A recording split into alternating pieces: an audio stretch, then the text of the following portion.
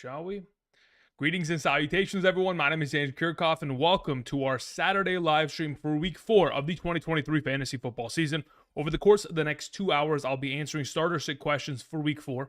Again, with all of the injury information that is, privy to us at this current moment in time, I think we can get ourselves into a great situation answering questions. Do not forget, again, tomorrow morning I will be live streaming just in case anything is to change in terms of my rankings. I'll have those available up to date on screen. We'll be starting our live stream tomorrow morning at a sharp 6 a.m. Pacific Standard Time. Will be a 4-hour live stream, obviously, because there is a Sunday London game that starts at 6:30 a.m. Outside of that, before we get into answering questions, again, first and foremost, thank you guys for joining us this afternoon. I greatly appreciate you guys coming out here, clicking the like button, and supporting.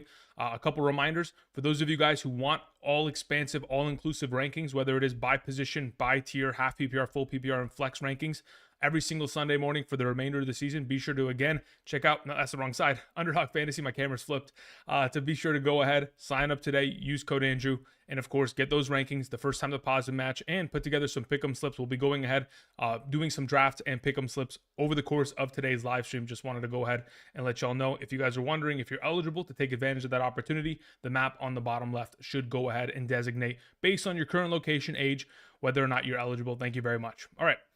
Let's go ahead and let's start getting into some of these questions. Of course, there are some, injuries that we're not 100% certain of at this current moment in time.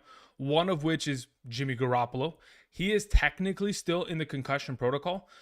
Today, they should test him one more time to determine as to whether or not he is potentially available for this upcoming week. There's always the question as to whether or not guys like Deshaun Watson, Derek Carr, both of them are going to play. Both of them are dealing with shoulder injuries. Again, both of them did not practice much this week, so that is to be seen as to whether or not they'll be active within the given week. And obviously, their fantasy options that are associated with them, specifically, like Jacoby Myers, certainly will benefit from the fact if, in fact, Jimmy Garoppolo is available, and so will Devonta Adams. Otherwise, Brian Hoyer, how much upside does he apply accordingly? We have Deshaun Watson. If he's not active, I don't know if I can trust their second-string quarterback going into this given week. Therefore, guys like Amari Cooper, Elijah Moore, not as much of a high upside play potentially because of that overall circumstance. Okay, let's get into answering some questions, shall we? We had a question that was sent in from FF. Thank you very much. I greatly appreciate it. It says, in a half PPR, Andrew, my team consists of, let's see here, this is a full expansive team, huh? You have Jordan Love, you have Calvin Ridley, Puka Nacua, Bijan Robinson, Alvin Kamara, Travis Kelce, Joe Mixon. How many teams are in this league? David Montgomery, Algier, Tank Addison was offered DK Metcalf, Josh Allen, and Sam Laporta for Jordan Love and Kelce. Let's see here. So based on the fact that you have Love, Kelce, you would get back DK Metcalf. I mean, where is DK even going to play on this team? You have Ridley, you have Puka. I guess he'll play as your wide receiver 2 going forward. Laporta will take the spot of Kelce. Josh Allen's there accordingly. Honestly, I don't mind the trade. I think Josh Allen, thus far this season, has not even shown a glimpse as to what he's potentially capable of. We know Josh Allen is like a 26 point per week kind of quarterback rest of season. He'll certainly be able to get back up to that overall standard, so I don't mind the trade. FF, thank you. Crystal sends in a question, says, in a full PPR, Andrew, are we starting Burrow or Purdy? Yeah, full PPR doesn't matter. It's just a matter of, is it a 4-point per passing touchdown league or a 6-point? I'm going to assume it's a standard 4-point per passing touchdown league. Between those two options, I'd probably just lean in the direction of playing Brock Purdy. Again, he's just going to be the more solidified base. Hey, I'm going to get myself 2 passing, or at least 2 total touchdowns, 250 yards, potentially get myself, if in fact maybe he gets himself a little bit of a rushing upside, somewhere between 17 to 21 points within a given week, which I'm pretty happy with, especially considering we don't know what exactly Joe Burrow's current status is. He quote unquote practiced full the entire week, but I don't think it just takes 1 week and all of a sudden your calf is good to go. On Monday night, he looked pretty brutal. So at this moment, I would probably lean in the direction of playing Brock Purdy there. Your follow-up question there, Crystal, was in regards to Atwell, Palmer, Hopkins, London, and Gabe Davis. As of all those, if I'm picking two, Tutu Atwell, number one, first and foremost. The Indianapolis Colts secondary has played awful all season long. If I'm not mistaken, off the top of my head, they're giving up the third most points to opposing wide receivers thus far this season on average in a half PPR. In a full PPR, it only makes it better for a guy like Tutu Atwell. The next best option out of that group of receivers is probably Josh Palmer in my mind. I don't really trust Desmond Ridder. I don't really trust Tannehill. So the association of Hopkins and London, again, they're pretty sketchy. Gabe Davis is a decent play, but in comparison, in my mind, Gabe Davis needs to score a touchdown. Otherwise, his value isn't actualized to the extent of what Palmer is potentially going to be able to produce in the given week with Eckler out for another consecutive game. So I'll take Atwell and Palmer there along with Purdy. Thank you. RR sent in a question. RR said, full PPR, running back, Ford or Sanders in the flex. I don't even know if Sanders is going to play. As of Friday, Sanders was a DNP, which is did not participate as of the practice report due to a groin injury. For those of you guys who have Sanders, please do yourself a favor and go pick up Chuba Hubbard right now. It is extremely vital that you have his backup just in case he is not available.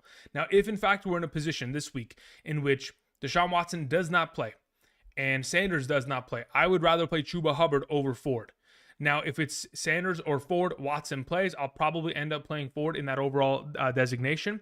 But again, there's a lot of, there's a lot of variables within that overall two-player position between Ford and Sanders as to injuries, as to who's going to be active or not, to where we go. So for now, I would probably suggest going up and picking up Chuba Hubbard for sure. And then your follow-up question there, RR, was Ford/Sanders or Thielen, leaning Ford and Thielen. Thanks, brother. Okay, so I'm assuming, so you have a flex as well.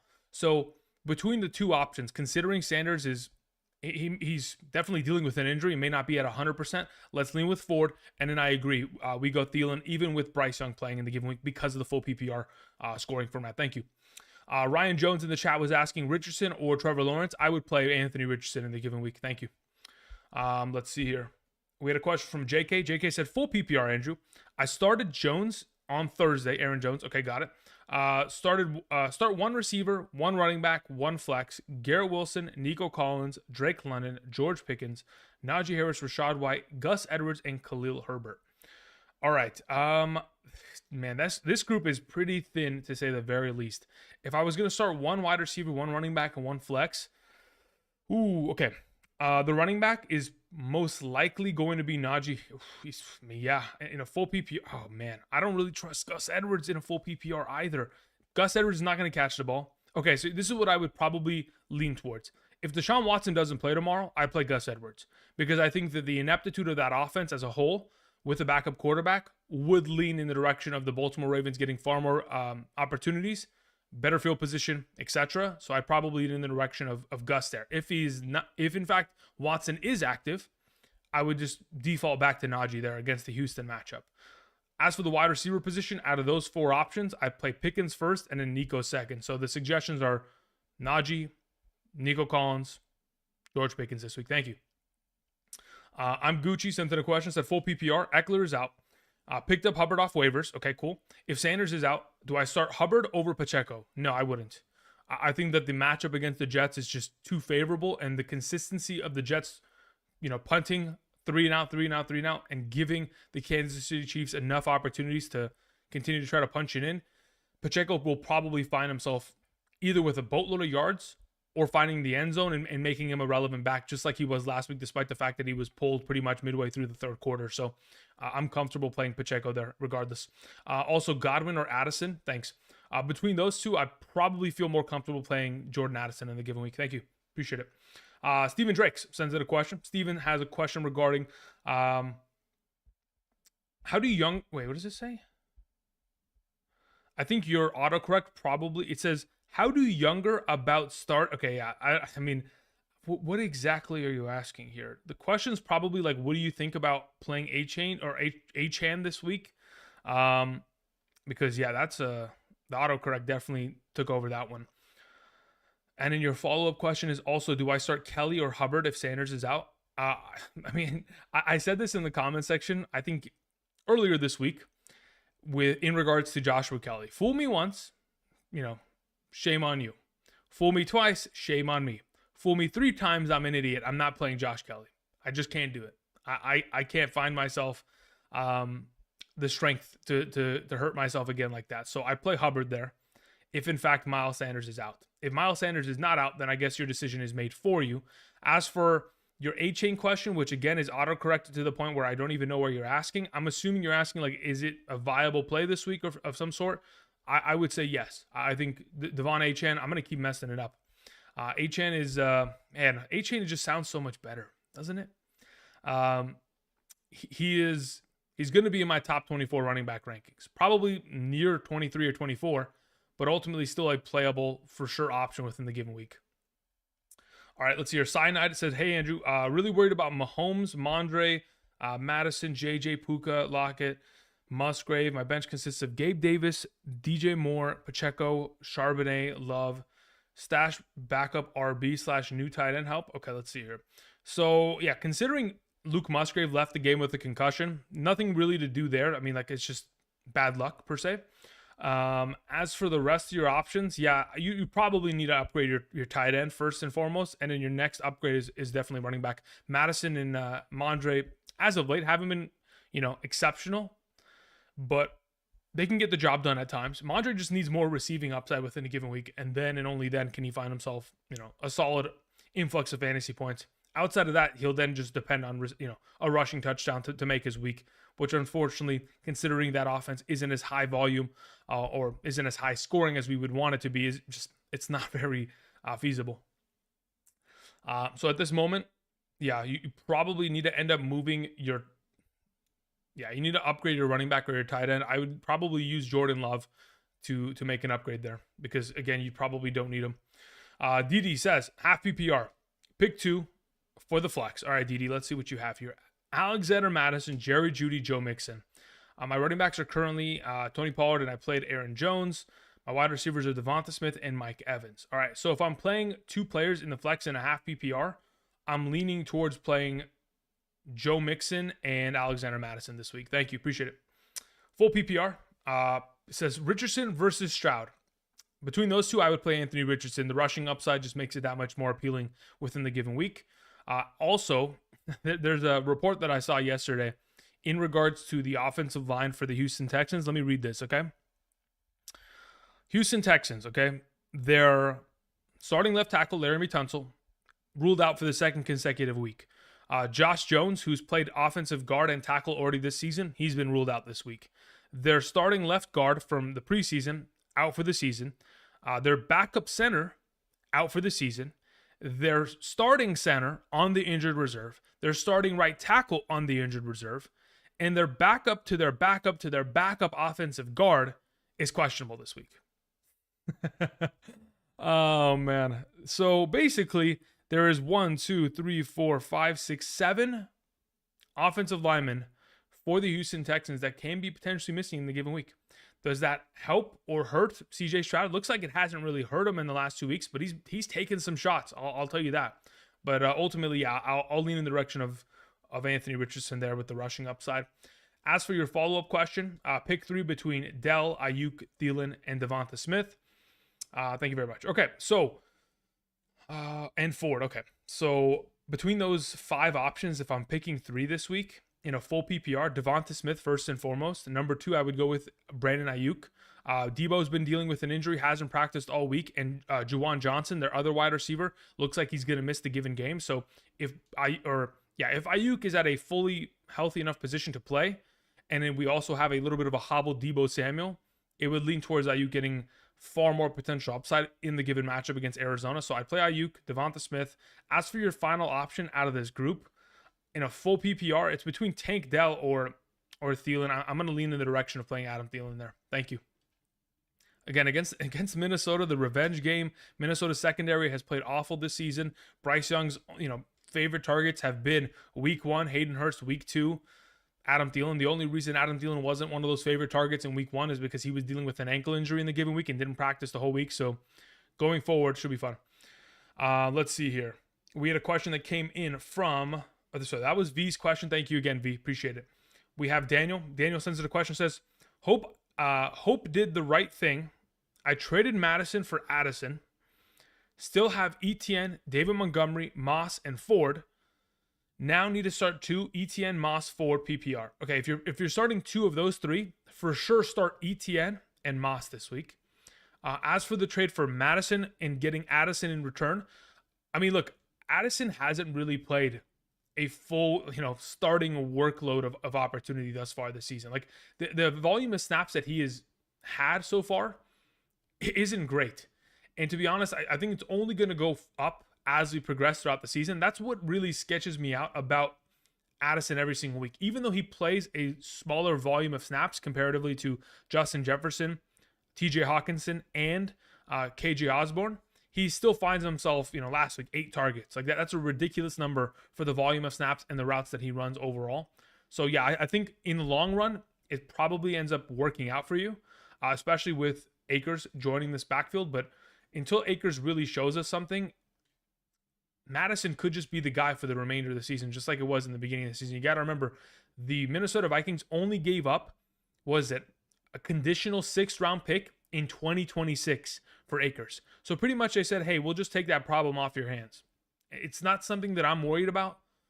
So at this point, let's hope that Addison can continue to get more snaps, more targets. And if he does within an offense that's throwing for the entirety of games because their defense is god awful, it should pan out. All right, let's see here. Steve says, if you recall, Jefferson rookie season started out slow as well. No, you're right. Steve, specifically, Justin Jefferson in his rookie year, I think the first 2 or 3 games, he played like 60% of the offensive snaps. He didn't really get much of an overall opportunity. But the thing is, there wasn't a Justin Jefferson in that offense that was gatekeeping him. You know what I mean? Like now, like Adam Thielen at the time wasn't a Justin Jefferson. So when he was coming into the offense, it wasn't as difficult for him to kind of break through it and have himself, a consistent workload of opportunity. Also, it was a different coaching staff, so they had a little bit of a different approach to it overall. But yes, I do remember that, Steve. Good recall. Let's see here. What does this say? Okay, so that's answering a different question. All right, let's move on. We had VA sent in a question. Thank you very much, VA. It says, traded for Ford for Gibbs on Wednesday, full PPR. I have Brees on my bench, Swift as my RB1. Is my season cooked?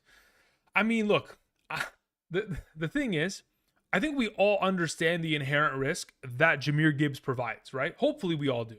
We saw it last year. The Detroit Lions prefer a bruiser back. And that's exactly what we talked about all offseason with David Montgomery. He's going to be the Jamal Williams of this team. Now, the assumption was that you could have Jamal Williams on this team in the form of David Montgomery and still maybe get yourself 10 rushing attempts or 12 rushing attempts for Jahmyr Gibbs. Unfortunately, they decided, hey, you know what? David Montgomery's coming off a short week. Let's give him 30-plus rushing attempts. Is your season cooked? No. I think you'll be fine. As for, Gibbs and his upside going forward, I mean, it's not... The fact of the matter is they don't throw him the ball enough to be as relevant as DeAndre Swift was last year. And if you guys remember DeAndre Swift last year, the guy was only averaging like 10 points per game once he returned from injury. And he had himself, it wasn't like 10 points every week. It was like 25, 3, 4, 11, 8, 17. Like it was just ups and downs, ebbs and flows. But yeah, I think you'll be fine, VA. We had a question from Kim Henson. Thank you very much, Kim. Appreciate it. It says, in a half PPR, how would you rank the following? Mostert, James Cook, and Kenneth Walker for this week and also rest of season. Okay, so as for this week, Kenneth Walker, number 1. I would probably lean towards the idea of playing Raheem Mostert, number 2, and then James Cook, number 3 in the given week in a half PPR scoring format. Primarily because, unfortunately, James Cook is not the starting goal line back of this team. It's primarily been Latavius Murray and or Damian Harris. And there's always a chance that, Josh Allen can yoink a touchdown on the goal line. So it would go Kenneth Walker 1, Mostert 2, James Cook 3. Now, as we go rest of season, I probably will end up looking at these 3 and thinking Kenneth Walker 1, James Cook 2, and then Mostert 3 rest of season. Thank you. Jesse sends in a question, says, in a PPR, I need a wide receiver and a flex for the given week. We have Ayuk, Achane, Kirk, and Flowers. Okay. Ooh, okay, between those bunch of players in a full PPR scoring format, I'm inclined to probably play Ayuk and Kirk in the given week. Zay Jones out for another consecutive week. The last 2 weeks, Christian Kirk has been fantastic for that offense, so it's kind of hard not to play him. Ayuk going into the given week with a hurt Deebo Samuel or hurt Jawan Johnson. He could have himself another major game here against the Cardinals. Those are the two that I'm leaning towards. Even though, H-Head had himself an incredible 49-point performance, I mean, I don't want to say he can't do, no, actually, I will say he can't put up that kind of performance ever again. But it's not out of the realm of possibility that he could have himself another 10-plus point game with, a huge break-off run or a catch that leads to a touchdown. But for now, I'll lean towards those wide receivers in the full PPR format. Thank you. All right, let's hear. John S. had a question, but John's question wasn't attached to his super chat. So let's see if I can find it here, John. John S. John S.'s question was, I need 2 running backs and a flex. My options consist of Derrick Henry, Alexander Mattison, Dameon Pierce, Hall, Addison, and Josh Palmer. What do you think in a full PPR? 2 running backs and a flex. Okay, so if I'm starting 2 running backs out of this group, it's Derrick Henry and it's Alexander Mattison. I don't trust Dameon Pierce with 3rd and 4th string offensive linemen. Practice squad guys pretty much coming off of the shelf. I don't trust Breece Hall until they start Trevor Siemian going forward. And also the Kansas City Chiefs defense is pretty good. So I don't want that to go, undersold in this current scenario. So for sure, Derrick Henry and Alexander Mattison get the started running back. As for your flex, it's got to be between one of those 2 wide receivers in a full PPR. I'd probably lean towards, I want to play Joshua Palmer because I think against the specifically against the Las Vegas Raiders, he'll find success, especially when considering they don't have Eckler. There's going to be more of a, consistency throwing the ball. But I also feel like if in fact there's no, Jimmy Garoppolo and it is Brian Hoyer, that game could get out of hand very quickly, and then there's just no throwing anymore. So for now, we'll lean towards Addison until we get a understanding as to who's going to be playing quarterback for that Las Vegas Raiders team. Thank you, John. Appreciate it. Boone sent in a question, says, what do you think about, would you trade either Brian Robinson or Ford for T. Higgins in a full PPR? Yes. I'd probably end up trading Jerome Ford, as we will probably end up seeing Kareem Hunt get a more expansive role as we continue.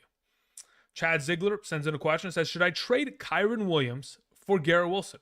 I have Mixon, Barkley, Alexander Mattison, Brian Robinson Jr., Hunt. What do you think? Love the content. Thank you very much. All right, so here we go, Chad. In my trade, here's the thing. I would probably wait another week until we can get Garrett Wilson's overall kind of value at a base low, because I honestly think with Trevor Siemian just being signed, the assumption is he hasn't learned the offense, so they probably won't even have him active in the given week. So my assumption is if we can wait another week, Garrett Wilson has himself, unfortunately, another lackluster performance because of the efforts of Zach Wilson. Then we get ourselves into a position where you can probably get Garrett Wilson without having to get rid of Kyron Williams, and instead you just give away Alexander Mattison. That's what I want to do there, Chad. Thank you. Gotra. Inderjit Gotra. Okay, hopefully I did not butcher that name, but I don't believe I did. The question is, could this week be Breece Hall's breakout week? It's possible, but man, I just don't trust it. Here's the thing. When you play against Zach Wilson, ultimately what a defensive coordinator is going to be able to key in on is the fact that, hey, we want him to beat us. We don't want the running game to be the reason why we lose this overall game. And we also, are going to force an inexperienced quarterback that has played awful, that pretty much is seeing ghosts out there, to make the end-all be-all decisions for his team. So my assumption overall is going to be they're going to probably stack the box, stop the run just like every other offense has done in the last 2 weeks, and they're going to force Zach Wilson to have to throw the ball. And when they do, it's going to be a lot of hiccups within that offense in the given week. Okay, let's see here. Rebel, that is very kind of you. Thank you. I appreciate that, Rebel. Let's see here. TJ in the chat was saying flex White, Thielen, Tank Dell, or in a standard format. In a standard scoring format, I don't want to play Rashad White this week. I really don't like the matchup against the New Orleans Saints. If it's between Thielen and Dell, I probably lean towards playing Thielen in that matchup. Thank you. Somebody was asking me Watson or Purdy in the chat as well. This was Verdi. I would probably play Purdy. Again, Watson has been limited all week due to a shoulder contusion. That could probably end up making him, potentially miss the game, or, less productive than we would typically like Watson to be. Therefore, we'll just lean towards Purdy and the safety of that in a great matchup. Nestorio also in the chat was saying, this is Madison, Nico Collins, Thielen, or Michael Thomas in a full PPR. If I'm playing, oh man, that's a great question. If it was a half PPR, I probably would have leaned towards playing Madison, but considering it's a full PPR, it's between Thielen and Michael Thomas. I honestly think Michael Thomas is the play there. Jameis Winston, for some reason, just loves throwing the ball. I mean, it's not some reason. Michael Thomas is a talented wide receiver. Let's not get it twisted, right? But considering Chris Olave is going to be pulling a lot of coverage, and the fact that, if I'm not mistaken, let me go pull up my injury sheet here. I was conducting it last night just so we're on the same page. Tampa Bay Buccaneers. Carlton Davis probably going to miss. Jamel Dean is already out thus far this week. Who else is missing in that secondary? Derek Pitts is out. They have a lot of secondary members that are going to be missing, so I have a lot of faith that Michael Thomas could pull out a pretty good week here there. Nestorio, thank you. Appreciate it. All right, let's see here. Billy in the chat was saying, full PPR, start 2, Jerome Ford, Alvin Kamara, Ramondre Stevenson. Considering I don't know what the status of Deshaun Watson is for now, I'd lean towards Alvin Kamara and Ramondre there. Thank you. Even if Watson plays, if Watson plays, I would probably end up going Ford and Stevenson, but I think it's just safer in a full PPR, especially with Alvin Kamara coming back, to just roll Kamara with Stevenson there. Thank you. All right, let's see here. We had a question from Anthony Barrett. Thank you very much, Anthony. I appreciate it. It says, hey, bud, in a full PPR, Gabe Davis or Chris Godwin? Oh, man. I'd probably play Chris Godwin there. I like the idea of the potential upside of Gabe Davis in a given week, but in a full PPR, when I know I can get myself like 10 points out of Chris Godwin and it's safe base production, and then on top of it, maybe he could score a touchdown because of the kryptonite on the opposite side of the field, locking down Mike Evans, I'd lean in the direction of Chris Godwin there in a full PPR. Question 2, do I trade Mark Andrews for Christian Watson and Cortland Sutton? Depends what your backup tight end is. I think Christian Watson, especially with a limited volume of overall snaps on Thursday. Let's see here. How many snaps, in fact, did Christian Watson play? Christian Watson played a total of 26 snaps out of 57. He played 46% of the snaps. And he was quite relevant in fantasy, right? 10 fantasy points. And the way that Jordan Love looks, whether it's, I don't even care what happens in the first half. As long as this guy picks up the garbage time points in the second half and is throwing for majority of games like that, I'm all in on it. But it's just a matter of who's that backup tight end for you, and is it someone that's going to completely be a disaster? Like, if your backup tight end is like Dalton Schultz, I'd have a hard time making a move like that. But ultimately, I think if you're in a fine position, I wouldn't mind it. Logert sends in a question, or Logert says, I traded Ford and Warren for King Henry and Gabe Davis. Don't know how you did it, but congratulations first and foremost. That is you fleeced that person. Why are people trading away Derrick Henry for peanuts? I don't understand that. That's the weirdest thing. Anyway, did I win the trade? Yes, absolutely. You fleeced them. Honestly, there should be an investigation for collusion. I'm just kidding. Also, should I flex Javonte Williams or Gabe Davis this week? Thanks, buddy. Okay, so if I'm playing one of the two, I mean, the Bears defense is just too advantageous of a matchup for me to pass up on that. I'd probably end up playing Javonte Williams there. Thank you. We had a question that came in from Anthony Barrett. Anthony Barrett had a follow-up question. It says, I'm 0-3, Diggs for Flowers, and a 2024 first-round pick. Why would you trade away Diggs? I don't want to trade away Diggs. I don't even know what that 2024 first is going to be. If it's a late-round first, like, is it even worth it? That's my concern. I don't even know, like, is it a super flex? Like, I don't know if I want to trade Diggs right now. Again, 0-3, I mean, you know your team because you know the roster. If it's in complete shambles, like, I can understand it, but I wouldn't give up just yet, man. Once you get to like 0-6, then I can be like, all right, salute, the season's over, pack it in. Vikings, funeral. Nobu Knight says, in an 8-team full PPR double flex league, I'm trading away Alvin Kamara, Amon-Ra St. Brown, and Jacoby Myers for Christian McCaffrey. Wait, that's it? Just for Christian McCaffrey? Oh, my goodness. My receivers are Devonta Smith, Kupp, Debo, Tank Dell. My RBs are Swift, Bijan. Okay, yeah, considering you're playing in an 8-team league, I could understand and justify this, right? Because, quite frankly, you just have too much talent on your team. And with Cup coming back, you'll be able to survive. I don't love it, but I also don't hate it, and I can understand why you would make this trade. So yeah, let's go for it. Thank you, Nobu. Appreciate it. Hunter says start 2 at the flex: Javonte Williams, DJ Moore, Garrett Wilson, Miles Sanders. Miles Sanders is still a question mark as of this current moment in time, so we'll have to wait and see what that ends up being. If I was to pick 2 other options, I would play Javonte Williams and DJ Moore into the given week. Thank you. Paul says, bro, I don't see the questions. Bro, I don't see the questions. What do you mean? I don't know who he's talking to. Sean, what's up, man? It says pick 2 out of these options. We have PPR: Lockett, Nico Collins, DeAndre Hopkins, Sanders, DJ Moore, and Gabe Davis.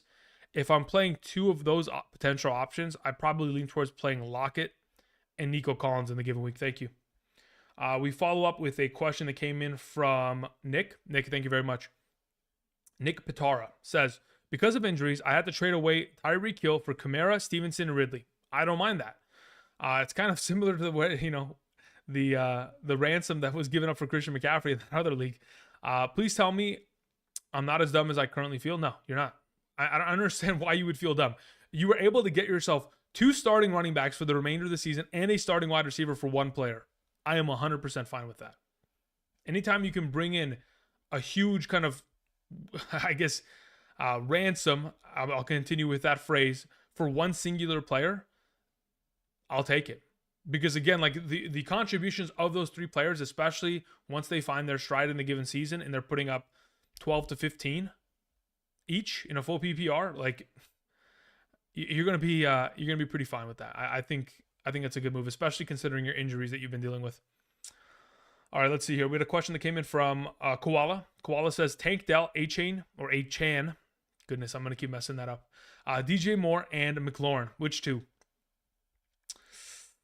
Considering you didn't mention a scoring format, let's assume it's a half PPR. If it is a half PPR scoring format, I'd probably end up going McLaurin along with A-Chan. Thank you. Toast says, you doing Pickens for Garrett Wilson? I have Pickens. Yes, I would.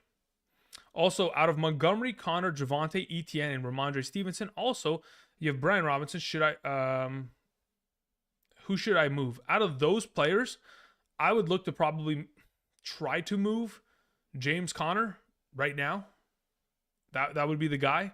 Outside of him, I mean, you could try to sell high on Montgomery, but he's going to keep scoring touchdowns every week. So I don't really think it's a sell high. It's more of like a lateral play if you're going to move for somebody that's better, that just hasn't played as well. But for right now, I'd probably say Connor's the guy. But yeah, I would be willing to trade Pickens for Garrett Wilson, primarily because that Steelers offense is terrible and Deontay Johnson is coming back in 2 weeks. Blake Dean had a question. Blake said the following. Where's Blake's question? George Pickens or Jacoby Myers in the flexible PPR? Under the assumption that Jimmy Garoppolo plays, it's without a doubt in my mind that it's Jacoby Myers. If Brian Hoyer's a starting quarterback, I feel less enticed. It's less of an enticing play, and I think there's far less potential upside of him getting double-digit targets like he has seen in the last 2 games with Jimmy Garoppolo. So my assumption would be we would then, pivot back towards Pickens if it's Brian Hoyer. If it's not, and it is Jimmy G, fire up the Jacoby Myers train of probably getting yourself another 17 points this week because of all the receptions he hauls in. Thank you. We had a question that came in from Sam Franco. It said, in a full PPR pick 2, Atwell, Thielen, or Derrick Henry? You want to make this real difficult for me this week, huh? Against the Cincinnati Bengals, oh, man. I'm going to probably not play Derrick Henry there, to be totally honest, in a full PPR. I'd probably play Atwell and Thielen. I don't trust Derrick. It's probably dumb of me, and it's probably me overthinking, and I do this a lot, guys. You'll find me overthink and mess myself up really badly within a given week and not play my stud. Conventional wisdom would say, hey, you should probably end up playing Atwell along with Derrick Henry, and that's conventional wisdom. But I just don't know if I can trust that offensive line against Cincinnati. Like, it is tough. So for right now, if we just go conventional wisdom, we'll play Derrick Henry with Atwell. If you want to risk it for the biscuit, like I would probably do, I'd probably just go with Thielen and Atwell there. Thank you. All right, let's see. What is this report? Deebo Samuel appears to be optimistic on potentially playing in week 4. Okay, that's good to know. Will Disley questionable to play? Yeah, that was expected. That's why Noah Fant could be a decent play in the given week. Moving on to Champagne Fantasy, says pick one wide receiver and one flex in a full PPR. We have Pickens, Tutu, Kirk, and Madison. In a full PPR, I would play Tutu, Atwell, and I would play Christian Kirk there. Thank you. Jaden Oliver, thank you very much. Says I'm 1-2 currently. I have Jalen Hurts, Devontae Adams, Calvin Ridley, Isaiah Pacheco, Ramondre Stevenson, Darren Waller, Cortland Sutton. Okay. You have a solid team. Austin Eckler off the bench, Sanders, Zay Flowers, Judy, Quentin Johnston, Donald Parham, any moves. Honestly, I don't know if there's a move that is required per se, because Hurts, Adams, and Ridley are great. Ridley will eventually find himself his upside, and that's fine. Eckler, once he gets healthy, is great. Ramondre and Pacheco as your RB2 rotating with Sanders is great. Waller's a solid tight end. It'll just be a matter of time until he kind of completely takes over. Even though he's leading the team in targets, receptions, and receiving yards, he just hasn't, met his overall upside of production thus far. He eventually will, hopefully this week against the Seahawks on Monday night. I mean, I don't see that there's like a move that needs to be made. You could probably sell Cortland Sutton hot right now. I would. I mean, coming off of that week, probably should. But outside of that, I don't think you need to sell anything per se or make any moves. I think patience probably leads to your overall success in this situation. Max Kings says, Achane or Pacheco in the flex this week, looking for 10 to 15 points. I would probably end up going with Pacheco there in that case. Thank you. Patrick Baker says, in a full PPR, pick 2 running backs, 2 wide receivers, and a singular flex. Okay, Patrick, what do we have here? We have Godwin, McLaurin, Nico Collins, Mixon, James Cook, Miles Sanders, Rashad White. Okay, so out of those options, RB1, James Cook, RB2, Joe Mixon, wide receiver 1, Terry McLaurin, wide receiver 2, Nico Collins, flex, Chris Godwin. Thank you. As for your second league, pick 2 wide receivers and a flex. Okay, we have Tyler Lockett, Tank Dell, Chris Godwin, Elijah Moore, Marquise Hollywood Brown, JSN. Okay, so JSN's not playable. Elijah Moore is completely dependent on whether or not Deshaun Watson plays, so we'll probably wait on that. So if we're picking 2 wide receivers and a flex, it would probably be Lockett and Dell as your 1 and 2. And then it's between Hollywood Brown and Godwin as that potential flex option. Under the assumption that Hollywood Brown plays, I'd probably play him ahead of I'd play him ahead of Godwin in the given week. Thank you. Moving on, we had JJ's Watch Hangout says, sit 1 in a full PPR. Judy, Kirk, Nico Collins, Jacoby Myers. If Jimmy Garoppolo is not playing, I would sit Myers. If Jimmy Garoppolo is playing, I would sit Nico Collins out of that group. Thank you, JJ. Appreciate it. Giants in Fantasy says, Trevor Lawrence or Kirk Cousins this week. I will play Kirk Cousins. Thank you. Moving on to Sven Dragon says, 0.25 PPR, 6 points per touchdown. Should I go Jacoby Myers if Garoppolo plays, Josh Palmer, or Jerome Ford? If Garoppolo is in, Jacoby Myers is a fantastic play. If not, probably like a top 20 play base minimum in a full PPR. But considering you're at a 0.25, I'd still roll with him because in comparison to those other options, he's pretty strong play. So I'm fine rolling with Jacoby Myers there. As for the following, also, do I drop Palmer for Breece Hall sitting on waivers? Yes, absolutely. You should immediately drop Palmer and pick up Breece Hall. Immediately. Thank you. Shway96 says, in a 12-man league, full PPR, 3 wide receivers, 2 running backs, and 1 singular flex, I have the following. Walker. Okay, have Walker. Should I play Ramondre? Sorry, that's not Ramondre. Should I play Robinson, Roshan Johnson, or Pierce? Robinson, Roshan Johnson, or Pierce? I would probably play Brian Robinson there under the assumption that he could probably be relevant early on in that game if it doesn't become a blowout. What is this? Okay, cool. So for now, I'm leaning in the direction of playing Brian Robinson Jr. there. As for your following question, got offered Christian McCaffrey for Devontae Adams, Puka Nacua, and Brian Robinson Jr. I have Chase, Evans, Adams, Puka, Kittle, Walker. Should I trade it? You're trading away Adams, Puka Nacua, and Brian Robinson. You have Chase, Evans. Okay, so if you get rid of Adams, who's playing your...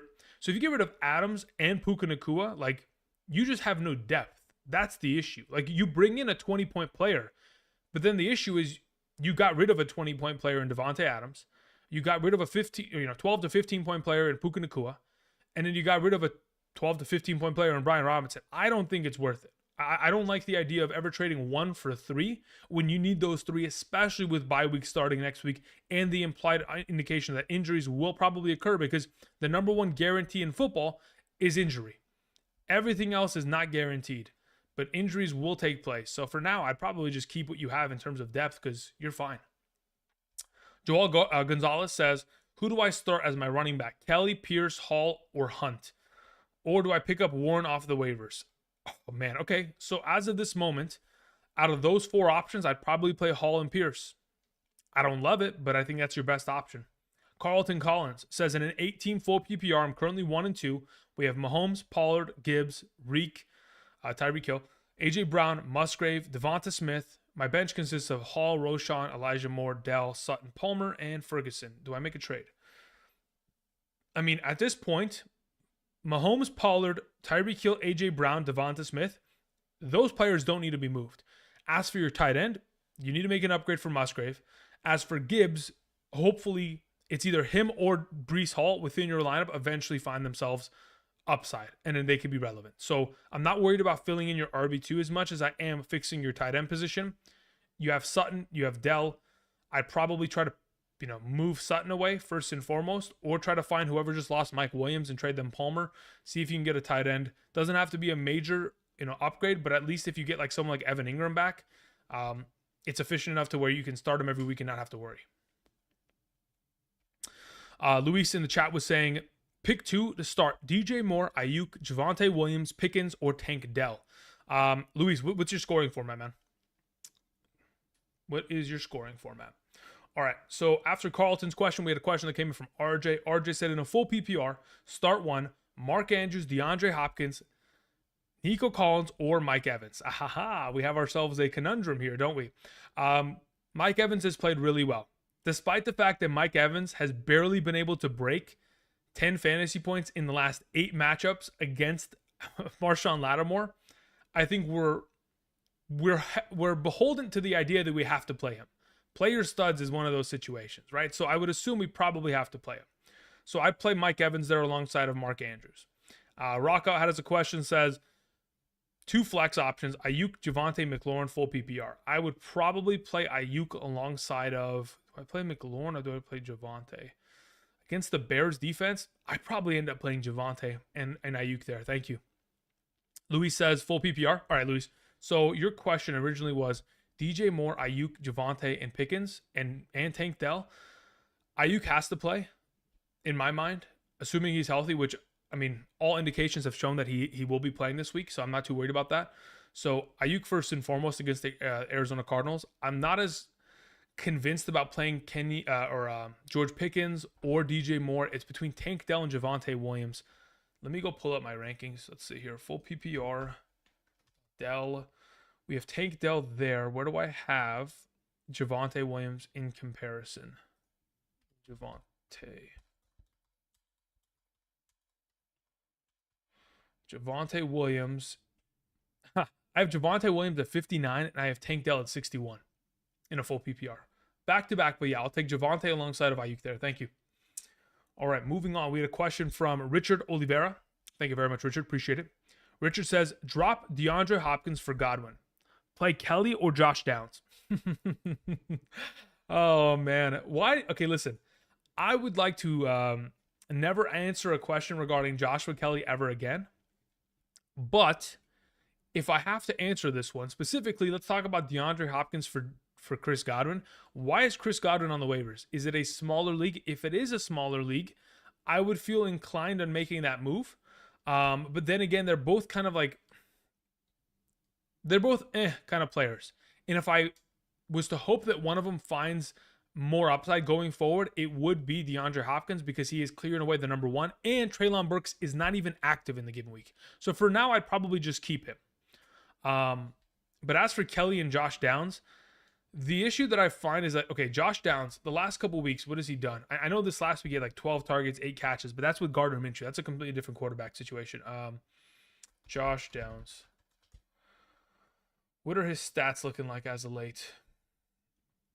So, Josh Downs, rookie wide receiver, 8 catches, 57, so that's 13.7.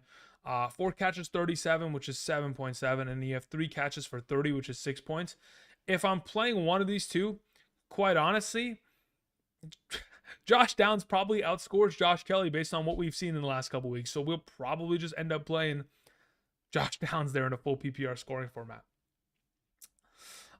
If it's a half PPR, probably less convinced to do so and would have to hope that Josh Kelly finds the end zone. But, oh, man, I have a sneaking suspicion. I'm having nightmares that Josh Kelly, the 1 week we don't start him, goes for 20 points against the Raiders. And I wouldn't be surprised if he did so because the Raiders are awful on defense. But, man, I'm worried. Rex says in the chat, full PPR Tajay Spears or Dameon Pierce. I'd play Dameon Pierce. Unless Derrick Henry's completely out, I would not play Tajay Spears. Thank you. We had a question that came in from, okay, so after Richard's question, where was the next one? Mike Koch, thank you very much, Mike, says, hey, bro, I need 2 flex in a full PPR. Madison, Nico, we have Hollywood, Elijah Moore, Chark, Tank Dell, and Rashee Rice. If I'm playing 2 of those potential options, it's Madison alongside of Tank Dell. Thank you. When we move on to Logger's question, says, thanks for all that you do. You are the B emoji knees and the cat's meow. Thank you very much. I appreciate that. All right, let's go ahead. Let me remind you guys really quickly. We've been here for about almost 50 minutes now answering questions. I'll be answering questions until 3 p.m. Pacific Standard Time. So the next hour and 15 minutes, I'll be answering questions.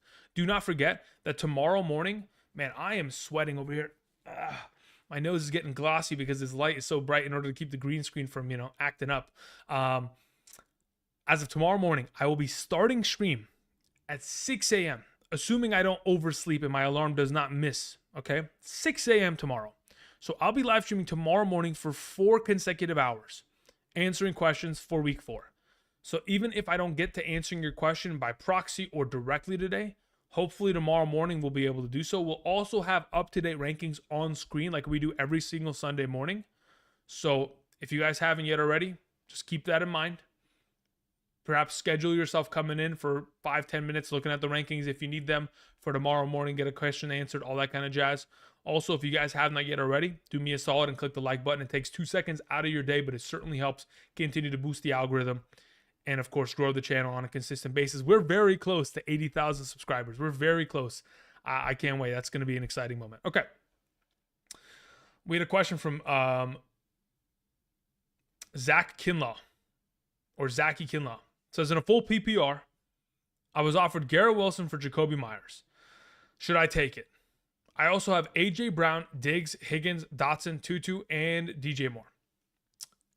As of this moment, I had an answer for this yesterday because somebody in the YouTube comment section had asked this exact question. I think even if Trevor Siemian takes over the job, as long as Jimmy Garoppolo is the quarterback, based on the first 2 weeks of what we've seen Jacoby Myers produce, this is more of a lateral move. I don't think it's an upgrade going one to the other. I think it's just a lateral progression, which in my mind makes me think you just keep Myers going within this lineup, within the offense that is, of course, going to be throwing as much as they are for the remainder of the season. And then you don't really have to worry about I traded for Garrett Wilson.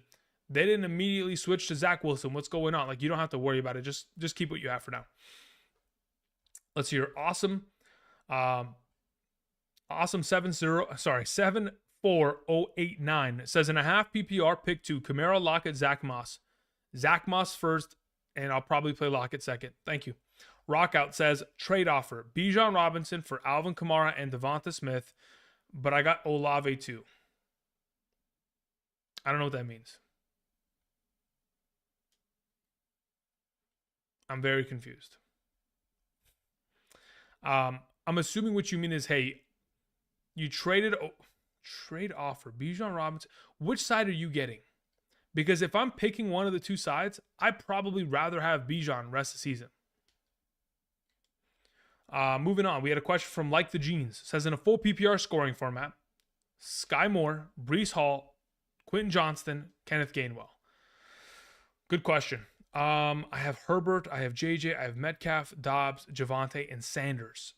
Out of the group of players that you were mentioning, I don't want to play Breece Hall. I don't really want to play Sky Moore.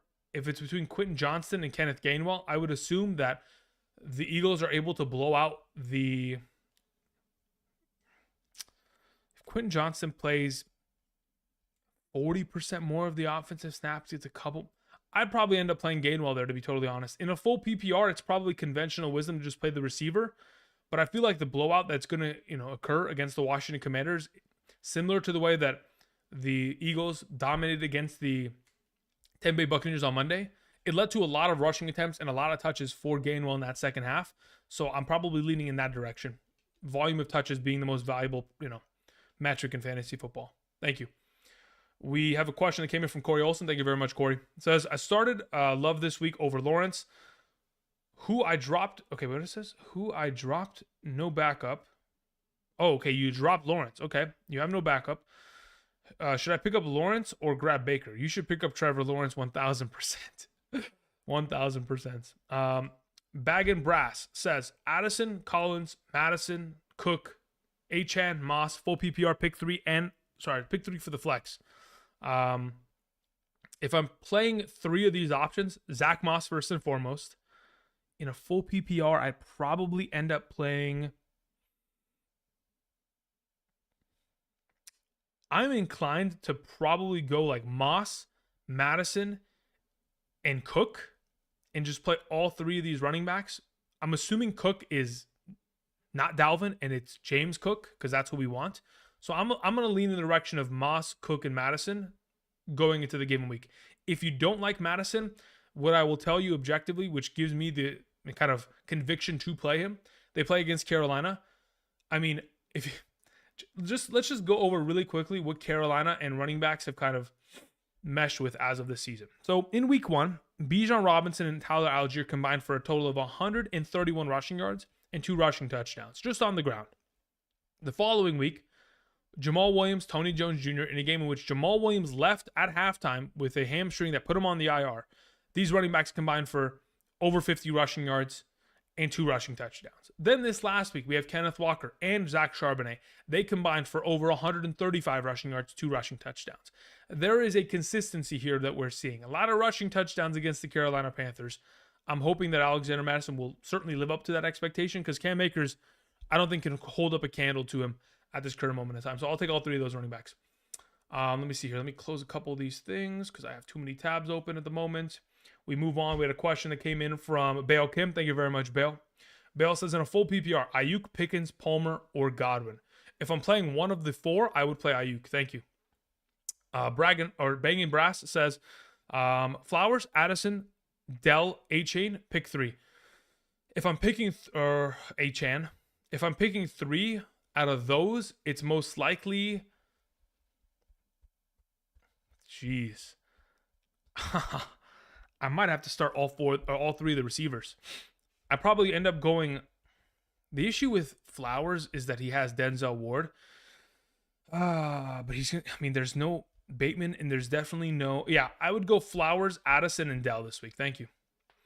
Jacko sends in a question, says, full PPR, I need a running back and a flex. We have we have Derrick Henry. We have T. Higgins, Zach Moss. You need an RB and a flex in a full PPR scoring format. I'd play Zach Moss at RB. Between Derrick Henry and T. Higgins in the flex full PPR, I probably have T. Higgins ranked higher. So I'd probably go in that direction. Thank you. Let's see here. We have a question from Hood. Hood says, Tua or AR-15? I'll take Tua this week. Follow-up question, Ridley or Bijan Robinson at the flex, Ravens or Broncos? I'd rather play Bijan Robinson over Ridley in the flex. As for your question between the Ravens and the Broncos defense, I would only play the Ravens defense if Deshaun Watson's out. Thank you. We had a question that came in from Justin. Says, my starting team is Burrow, Chase, Waddle, Kirk, Stevenson, Cook, Freiermuth, and Montgomery / Nico. I'm 1 and 2. Just give it time, baby. Just give it time. You have a solid team. Just give it time. That's really what a lot of the fantasy season is. Like 1 week, literally 1 week can be, hey, I took on, just like last week, I took on Keenan Allen and the Buffalo Bills defense, and they put up a combined 77 points between the 2 of them. You know, what are you to do? Nothing. Doesn't mean your team's bad. Like, what the biggest indicator as to whether or not you'll be able to compete in your league is how many points have you scored? Out of the 12 or 10 or 8 teams that you have, in terms of points for and against, are you in the top half of the conversation in points for? If you're not, you have to think, okay, is my team eventually going to get better? If they are, then you stick with it. You look at them and you think, man, these guys are in complete shambles. Then maybe we got to start making moves. But in your case, I wouldn't worry. Again, you have Chase and Waddle, Stevenson and Cook, Montgomery. I mean, I'm not worried. I'm not worried for you. George Garcia says, in a full PPR, start 2 running backs. We have Mixon, Walker, Swift. Between those 3, I would start Swift and I would start Walker. As for your follow-up question, whoever I don't start, do I flex him over Devonta Smith in a full PPR? No. So basically, Mixon takes the bench, and I'm not broken up about it either. Pepe says, Adam Thielen or Zay Flowers in a full PPR. Adam Thielen or Zay Flowers? I would lean towards probably playing Adam Thielen this week. Thank you. JT says, Achane, Javonte, or Madison is my RB2, or replace Ayuk. I wouldn't replace Ayuk. I'd probably end up playing Madison there as your RB2. Thank you. Rockout says, drop 1, McKinnon or Purdy. Also, got Burrow/Love. You can drop either of them. I would honestly suggest dropping both because you don't need them. Unless you're going to probably end up trading away Love or do something like that, then you can keep Purdy, but otherwise you keep it as is. And you can drop both Kit McKinnon and Purdy. Thank you. Okay, let's see what's going on in the chat. Nick says, in a full PPR, I need an RB and 2 RBs and 2 wide receivers. For my flex, we have Mahomes or Cousins. First and foremost, I'd like to play Mahomes this week. As the follow-up, Mostert, Kenneth Walker, Swift, Kyron Williams, Jefferson, Amari Cooper, Lockett, Waddle, Hawkinson. Wow. Okay, 2 running backs, 2 wide receivers, and then whoever's left in the flex. So Mahomes, number 1, it should be your starting quarterback. As for your starting running back, between those available options, I'll take Kenneth Walker first and foremost, and then I'd probably end up playing Swift alongside of him. Your wide receivers will be Justin Jefferson and Jalen Waddle in the given week. Hawkinson is your tight end for sure. As for your flex, if Deshaun Watson is active, I'll play Amari Cooper in your flex in a full PPR. If he is not active in the given week, I'd play Mostert there. Thank you. Moving on, we had a question that came in okay, we're good there. Okay, let's just go ahead and let's see what's going on in the chat. Reaper Seeker says, my opponent last week had Adams, Allen, and Mostert. Lost by 10. Yeah. I mean, the fact that you lost by 10 is ridiculous. How did you even compete with that team? But again, like, here's the thing, okay? If you guys want to play truly competitive fantasy football, truly competitive, the way you do it is you don't even play weekly matchups. Like, it's not fun that way. Don't get me wrong. I know it's not fun. Like, if you're not specifically playing against somebody one-on-one in your home league, and you're not like bantering back and forth and like being able to get the bragging rights of beating them, like all this kind of jazz, I understand it. It's not as engaging per se. But if you want to play purely competitive fantasy football, you draft 12 teams, nobody plays each other, you start your lineups, whoever has the most points by week 17 wins it all. And that's it. And that's how you do it. That's the most competitive fashion. It's just who can score the most points. And I've played in leagues like that before, and it's just like a pure math game. It's like, hey, can I score more points? Like, I'm not playing against anybody. It's just, can I stay above water and at the top of the conversation consistently? Let's see here. Ando says, in a half PPR, start 2, Mixon, Cook, Swift, and Kamara. I'd probably end up playing Cook and Swift there this week, Ando. Mason says, standard league, London or Gus Edwards at the flex, full PPR. Sorry, it doesn't say standard. It says start, London or Gus Edwards in a full PPR. Let me think about this real quick. In a full PPR scoring format, I'm more inclined to play the wide receiver per se, because Gus Edwards is going to be super dependent on a touchdown. Going up against the Browns doesn't really make me excited. Justice Hill's returning as well. I think I'm probably going to end up playing Drake London in that scenario. Let me see here. What have wide receivers been able to do against the Jacksonville Jaguars? Week 1, Michael Pittman, 8 catches, 97 and a touchdown. Week 2, Sky Moore, 3 catches, 70 and a touchdown. This last week, Tank Dell, 5 catches, 145 and a touchdown. Yeah, give me Drake London. We've seen some wide receivers do some damage. Let's fire up Drake London in the given week. All right, let's see here. DJ Moore, Gabe Davis, Achane, or Khalil Herbert. A standard league, I need 1. If we're playing in a standard league, I'd probably end up playing Gabe Davis or Achane. Between the two, I'd probably just play the hot hand, and let's see if Achane can get it done for another consecutive week there. San Marcos was saying Dell, Judy, Kyron Williams, or Josh Palmer. I'd probably end up playing Kyron Williams there in the flex. Mo says James Conner, Zach Moss, or Nico Collins start 2. I'd probably end up playing both those running backs. Give me Moss and Connor. HCF says trade Nakua for Jacobs. Yes, absolutely. I would immediately trade Puka Nakua for Josh Jacobs. I would. Unless Josh Jacobs has found, the guy's 26, right? He's in the perfect age group to have another great season. He's had just as many touches. Actually, he's had more touches in the first 3 weeks of this season than he has the first 3 weeks of last season. He's had just as many fantasy points. If you look at the beginning of last year and the beginning of this year, just give it time. I would absolutely make that move because Cooper Kupp will return. And when he does, it's going to certainly make an impact on that offense. Should I trade James Conner or Joe Mixon for Josh Jacobs? I would, Derek. I'd feel comfortable trading either of them. I'd probably prefer to move James Conner if it's me. It's probably easier to sell as well on that idea. Addy S says, trust Lamar or go with Russell Wilson, Richardson, or Purdy. I think it depends. Most recently, I've thought about potentially playing Anthony Richardson ahead of him, mainly because of the matchup. If Deshaun Watson's not out there, I will play Lamar. If he is, I'll probably end up playing, Anthony Richardson in the given week. Thank you. Let's see here. Benjamin says, Raiders O-line is trash. You're not wrong. But that's the thing. Your O-line can be as trash as possible, but there are still very many scenarios over the course of the years where players have been able to succeed regardless of their offensive line's lack of production. What tier of RBs would you start over Breece Hall or Roshan? I'm confused as to the question. What do you mean, which tier? What are we talking about? Because I did produce I put out a running back rankings video on Tuesday, and they're all in tiers already. So I think the question is pretty much answered in that video. Thanks. Half PPR, Roshan, Addison, or Ingram. I'd probably end up playing Jordan Addison in that given. Yeah, I play Jordan Addison there. EHOV says start 2 half PPR, Tank Dell, Nico Collins, Jerome Ford. If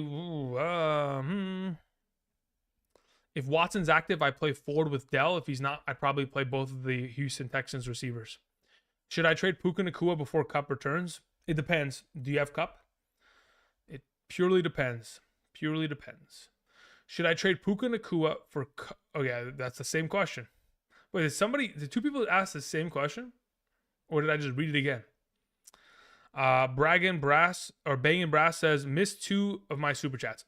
I 1000% answered them, so I don't know where you were, my friend. But hey, let's answer them, shall we? Let's go back up here. Okay, so wait, how many did you send in? Maybe I did miss them. I'm pretty sure I got to them all. Let's just answer them all again. I don't even care. Let's go for it. Okay, so Brass, your first question. Addison, Collins, Madison, Cook, Achane, Moss. The first one, we said let's play all 3 running backs, Moss, Cook, and Madison. Your following question was Flowers, Addison, Dell, Achane. Pick 3. My suggestion was to roll with all 3 receivers. The following question is Collins, Dell, Flowers, Pierce, Pacheco. Yeah, I didn't answer this. You're right. My bad. Michael Thomas, DJ Moore, Quentin Johnston, Jace. Maybe. No, I don't think I did. Whatever. Out of those options, if I'm picking 3 to play in the given week, it's most likely Michael Thomas. Do I play Pacheco? Yeah, I probably play Pacheco next to him. And then the final option ends up being probably playing Flowers or Dell. Michael Thomas, Pacheco, and then I probably play Tank Dell there. As for your follow-up question, the fourth one, Dell, Kirk, Addison, Godwin, Flowers, Achane. Pick a flex and a wide receiver. The wide receiver I play out of that group ends up probably being Christian Kirk. The flex out of that group probably ends up being Flowers or Dell. Again, I'm kind of 50-50 on the 2, but I probably end up leaning towards playing Tank Dell. Thank you. Apologies for missing those. You sent in so many. I saw your name so many times. I just thought I got to it probably. Let's see here. We had a question that came in from Nathaniel Samuel. Says full PPR. Who do I start at quarterback? Lawrence or Burrow? I'd probably just play Lawrence. It's just safer. Follow-up question. We had a question from Freddie. Freddie says, I got an offer from Puka for Puka and Moss for Aaron Jones. Is worth considering. Got an offer for Puka and Moss for Aaron Jones. I'd rather have Puka and Moss rest of the season. Let's see here. We had a question from Justin. Says, what do you think about Aaron Jones, Chris Olave trade? I'd rather have Olave. We had a question from Noah. Noah says, any trade ideas? We have a half PPR where my wide receiver needs an upgrade. Wide receiver upgrade to Olave. Okay, potentially. We have Hurts, Kelsey, Etienne, Brian Robinson, or that's potentially Bijan. I don't know. Javonte, Breece Hall, Charbonnet, Justice Hill, Wilson Jr., and Tay. Okay. Devontae Adams, Puka Nacua, Garrett Wilson, Quentin Johnston, Zay Flowers. I mean, look, if you're going to try to upgrade to Chris Olave, you're going to have to give up a lot. My assumption would be that you'd have to give up one of your top-tier players across the board. I mean, if you can give away Puka Nacua and get him in return, fantastic. If not, you probably are going to have to give up like Brian Robinson and somebody else. Assuming it's Brian Robinson. Thank you. What time are we starting the stream tomorrow, Andrew? We are starting at 6 o'clock, 6 a.m. Pacific Standard Time tomorrow morning. 6 a.m. sharp. Hopefully sharp. But yeah, that's the plan. 4 hours of commercial-free, nonstop fantasy questions. Paul says, yo, man, can you put the super chat on the screen? Makes it confusing, just reading them all off. Unfortunately, I cannot. But maybe in a future stream. Thank you. CD for Jacobs, I'd probably keep CD Lamb. I'd rather have CD Lamb, especially if it's in a half or full PPR. Start Breece, Hall, or Algier. I don't like either option at all. I'd probably honestly play Algier, to be honest. Because I know Algier's at least going to get himself 12 rushing attempts. I can't say the same for Breece Hall. Alrighty, so the Ocho sent in a question, says, hey, Andrew, in a half PPR, Walker, Ford, 8-Chan, need 2. Probably playing 8-Chan and Walker there. Thank you. Let's see here. What do we do about trading Zach Moss? What do you think about trading Zach Moss for Joe Mixon and Latavius Murray? I don't want Latavius Murray. Latavius Murray is an afterthought. If we're just talking about straight up Zach Moss or Joe Mixon, I'm willing to take the deal. Give me Joe Mixon. The only issue that I have that makes me inclined to make that trade is if in fact Jonathan Taylor returns, he is not traded, and then he begins to take over or split snaps with Moss, it eventually will kill Moss's value. So, considering you have the ability to move him and get Mixon, I'm fine with that trade. By all means, I don't need Latavius Murray in return, but if you want him, you can take him. Did you just take the line from Red Zone with an AK twist? Yes. Of course, man. Listen, who doesn't watch NFL Red Zone? That stuff, that is revolutionized fantasy football, man. That is incredible stuff. All right, Pooch says in a 12-team 3-0 full PPR, 1 flex, we have Prescott, Goff, Stevenson, Johnson, Hunt, Hill, Charbonnet. Okay. Our wide receivers are Diggs, Allen, Godwin, Brown, Davis, Flowers. My tight end is Kittle. Any trades ideas? Okay, so at this moment, quarterback's a little bit sketchy, but we'll live with it for now. Stevenson and Johnson. Who's the Johnson on your team? Is that Bijan? No, that's not. Wait. Why am I saying Bijan? Who's the Johnson on your team? Am I crazy? Let's see here. It's Roshan Johnson. Bijan, Roshan. I don't know why the heck I'm mixing up names right now. Stevenson. Okay, so you need to improve your running backs, like clearing away. If you're going to do so, it's probably by... Ooh, wow. How do we even make an improvement here? Considering it's a 12-man league, how are you going to improve your running back? Goodness gracious. You might have to move Kittle and go get a running back. I just don't know how you, I don't even know if you'll be able to do so. So I would say wait a week. Kittle's going to have a monster game against the Cardinals. If and when he does, maybe you can ship him and get a Josh Jacobs in return potentially. But until then, yeah, you need to improve your RB2 massively. Because like Josh Jacobs is the player that I think of like, hey, I could probably go buy low on that and it won't hurt me as badly. So you probably want to look in, see if that overall the manager that has him is gonna be willing to budge. Let's see here. We had a question that came from Deco. Deco says in a half PPR, 12 teams, Josh Allen, Amon-Ra, Puka, Christian McCaffrey, Moss, Goddard, Swift. My bench consists of Breece Hall, Miles Sanders, JSN, Mims. Cup is on the IR. Any trade ideas? Do you really need to make any moves per se? You have Puka and Cup. You have Amon-Ra. You have McCaffrey, Moss. I guess you could end up moving Moss, but for now he bodes well until you get a healthy a healthy Miles Sanders and a full rotation of Breece Hall after his knee is kind of come accustomed to the league. You have Swift as well, so you don't really need to make a move there. I don't know if you need to make any moves, to be totally honest. Like, I guess you could improve on Goddard, but I mean, unless you're going to move a running back with Goddard to go try to make a huge, boost to get Mark Andrews or TJ Hawkinson or something like that, for now, I just keep it as such, Nico. I think you got a pretty solid team. Noah Curtis says, what do you think about Dobbs rest of season? He should be great. I mean, again, anytime we're going to have Christian Watson out or limited, he's going to be fine.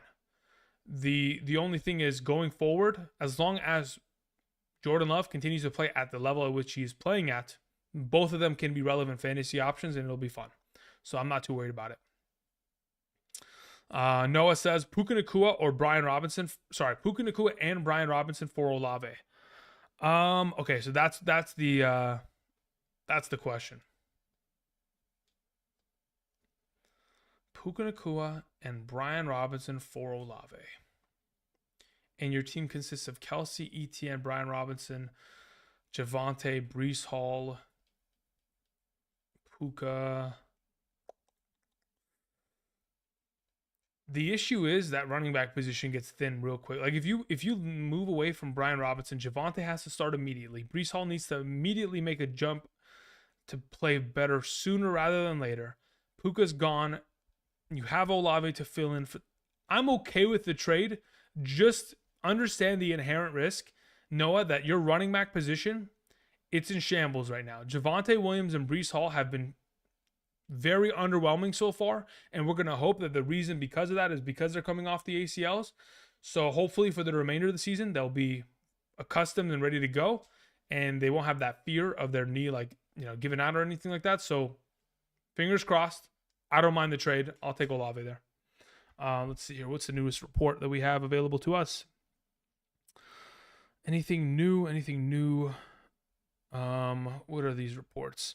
Jamal Adams is off the injury. Okay, good. Corey Linsley is on the NFI list. Really? Okay, that's not good.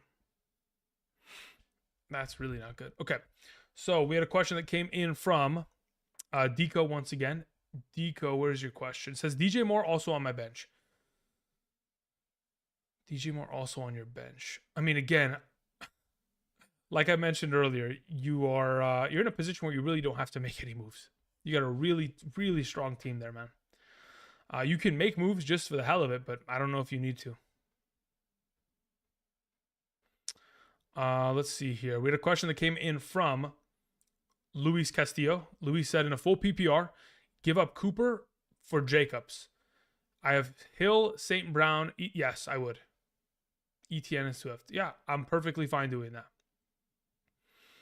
Let's see here. What do you think about CD Lamb rest of the year? Fantastic. I mean, look, here's the thing. He has been, week 1, didn't need to use him. Week 2 was fantastic. Week 3 was a complete and utter failure for that team. So in my mind, CD Lamb will get back to being a top 7 wide receiver soon enough. Just give it time. Iron says, 0-3, Andrew. We rocking with AR or Fields, and why? If I'm playing one of the two, I'm playing Anthony Richardson. Why? Because he's played better this season. Also, they have far more designed runs, and he has far more utilization down in the red zone with those rushing attempts. So anytime you're able to get your quarterback I don't care if they throw for 2 passing touchdowns. If he runs for 2 rushing touchdowns, that's the equivalent of 3 passing touchdowns. Statistically, the yardage he gains thus far, I mean, the guy literally had 17 fantasy points in 1 quarter of play prior to the concussion. Anthony Richardson's the play there, especially against the Rams defense.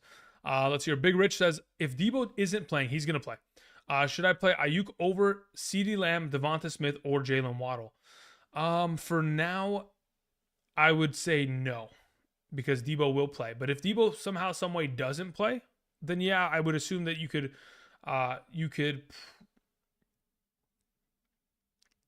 in the case in which Debo doesn't play this week, then you would play him over Waddle. But otherwise, he's going to play, and you just play CeeDee Lamb, Smith, and Waddle this week, and you're good to go. Or over my flex, Jacobs or Kenneth Walker, no. I wouldn't play him over either of those running backs, though. How do we like Zach Moss rest of the season, says Zena. At the moment, it just purely depends on what exactly Jonathan Taylor's going to do. If Jonathan Taylor gets traded, Zach Moss will remain as a top potential 15 running back for the remainder of the season, considering the offense he's associated with and the fact that he has looked incredible thus far this season. Now, my only concern is, can he sustain getting 30 touches a game for the remainder of the year? Probably not. But I would assume with the return of Anthony Richardson, there'll be far less rushing attempts from him and more of a concerted effort of both of them running the ball. AJ Wright in the chat says, Mr. Kirchhoff, sell on Montgomery now, question mark. I need a wideout. I have Olave and Chase in a half PPR. You need a wideout still? I don't think you need a wideout, and I don't think you need to sell Montgomery per se. Unless you're going to sell Montgomery for, I'm going to start throwing out monster names. Tyreek Hill, Justin Jefferson. Who's in that top tier conversation? I don't want to buy Cooper Kupp right now. I would probably wait on that. You could, though. You could buy him, but it's risky. You got to know the inherent risk there. It could end up killing your season. Maybe guys like Stephon Diggs. Like, I'm okay making that kind of a move. But outside of maybe going for those top tier guys, I don't think you need to move them. I mean, I don't think you need a wide receiver or... Yeah, I don't think you do. Let's see here. We had a question that came in from Reaper Seeker. Says, in a full PPR, give Rachaad White and DJ Moore for CeeDee Lamb. Yes, 100% give it away. Hand it off. Rachaad White has one of the worst strength of schedules rest of the season. It is so bad, I regret everything. Like, I talked about Rachaad White so much this offseason, and the way that this season looks in terms of strength of schedule, like, my goodness. Let's go find it. Buccaneers schedule. It's awful. Okay, let's look at these games. This week he has New Orleans. Terrible matchup. The following week has the Lions. Even worse matchup. Then he has the Falcons, who have played decently well this season. He could potentially find success against the Falcons. Okay, that's one good game. Then he takes on the Bills. Disaster. Texans. Great game. Okay, so that's 2 good matchups, 3 bad matchups. Then he takes on, unfortunately, the Tennessee Titans. That's another one. That's 4 bad matchups. Then the 49ers, 5 bad matchups. Then the Colts. I could venture to say by the time we get there, it'll be a bad matchup. So that's 6. Then you have the Panthers. Okay, decent. So we're 3-6. Not a great rate. Then we go against the Falcons again, 4-6. Packers, 5-6. Jaguars. Again, by the time we get there, I don't even know what's going to happen in the fantasy playoffs. We may not be even alive with Rachaad White on our roster, considering from now until the fantasy playoffs, like week 14, we've got, again, the Saints, Lions, Bills, Titans, 49ers, and Colts. That scares me outright. Okay, moving on. We had a question that came in, and it was in regards to...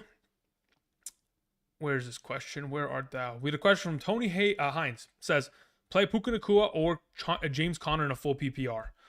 If it's between the two, I'd play Puka Nacua this week. I don't trust Conner as much against the 49ers as some of the other matchups he's had this season already. Cameron Bridges says, CeeDee Lamb, Calvin Ridley, Amari Cooper, Jalen Waddle, Dell Judy, pick 3. Under the assumption, okay, purely under the assumption that Deshaun Watson plays, you would probably end up going CeeDee Lamb, Cooper, and Waddle. If he does not play, you would go CeeDee Lamb, Ridley, and Waddle. The issue is Ridley plays super early in the morning, 6:30 a.m. Pacific Standard Time. We probably won't even know if Watson plays there. So my suggestion, Cameron, would be Ridley has to play in the morning, and then we would probably end up benching Waddle if, in fact, Watson's in and we'd play Cooper. Or you just say, you know what, let's not even risk the Deshaun Watson shoulder injury, and let's just play Waddle, CD, and Ridley and let it ride. Totally up to your risk averseness per se, but for now, that's my suggestion. Play Ridley in the morning for sure tomorrow. Or have him in the lineup before you go to sleep, if in fact you don't wake up in time. Dave Curtis says, pick 2 full PPR. Moss, Brian Robinson Jr., Nico Collins, Ridley, and Flowers. If I'm picking 2 this week, it's Moss and Ridley. Thank you. Joseph Higgins in the chat, was saying, should I trade Anthony Richardson for Waddle if I have Allen? Yes, abso-freaking-lutely, 100%. Abso-freaking-lutely. Let's see here. We had a question from Dave Curtis. We took care of that. Awesome. Thank you, Dave. Rockstar sends in a question, says Javonte Williams or Adam Thielen in a full PPR. I am going to lose my mind with these questions. Javonte Williams, the assumption is that he should be able to play well against the Chicago Bears of all defenses in the world. But I just have a feeling that Adam Thielen's going to have himself a crazy game against the Minnesota Vikings. So I'll just lean with Thielen there. And the fact that target share has been pretty high. The Minnesota Vikings secondary has been god-awful this year. And there's a reason why, the Vikings have given up, I think the 4th most yards per game, and they're giving up 27.3 points per game this season as a team.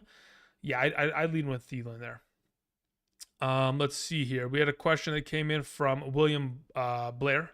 Says, Kirk or Tank? I'll take Christian Kirk there. Thank you. All right, we had more questions. Nick says, Kamara or Achane? I'd play Achane this week. I'd take the risk. Kim Henson says, in a half PPR, I have Hurts, I have Kyron Williams, I have Connor, I have Amon-Ra, I have Hopkins, Kirk, Tutu, Laporta, I lost Chubb, and my bench is pretty rough. Any trade suggestions to add depth? If you're going to move one player to bring 2 back in return, I probably suggest... Man, okay, so your most valuable prospects, Kim, are Amon-Ra, St. Brown, and probably your running backs and your quarterback. Outside of that, Hopkins is a little bit Tutu has played well, and so has Christian Kirk, but I don't know if you're going to bring back depth with trading them. I think it's fine just holding them. The play might just be to move James Conner and try to bring back 2 running backs in exchange. I don't know who in your league has enough running back depth to be able to, field an offer as such, but maybe you can move Conner, get a running back and a receiver in return, and just boop, make a little bit of a swap there. Otherwise, it is tough because considering you have no depth on your bench already, if you don't bring back players that are immediately going to make an impact, you could be doing more damage than helping ultimately, which is my concern. Let's see here. We had a question that came in from Jeremy. Jeremy says, in a half PPR, receivers are Allen, Waddle, Olave. Okay, pretty good to say the very least. My running backs are Henry, Jacobs, and Swift. My 2 wide receivers. Okay, so I need 2 wide receivers. 2 receivers and RB slots, 1 flex. Okay, so 2 running backs, 2 wide receivers, and a flex. So who are we playing this week? I would play Allen first and foremost. The next wide receiver I would play with would be Olave. So Allen and Olave. If I'm playing running backs, I'd probably end up playing Jacobs and Swift. You can play Henry and Jacobs. That's totally up to your prerogative. And then considering it's a half PPR, I'm probably ending up sitting Henry out of the 6 players. I'm starting everyone but Henry. Thank you, Jeremy. 305 Raider says, Fields upside or Purdy safer play? I have Fields ranked higher because, listen.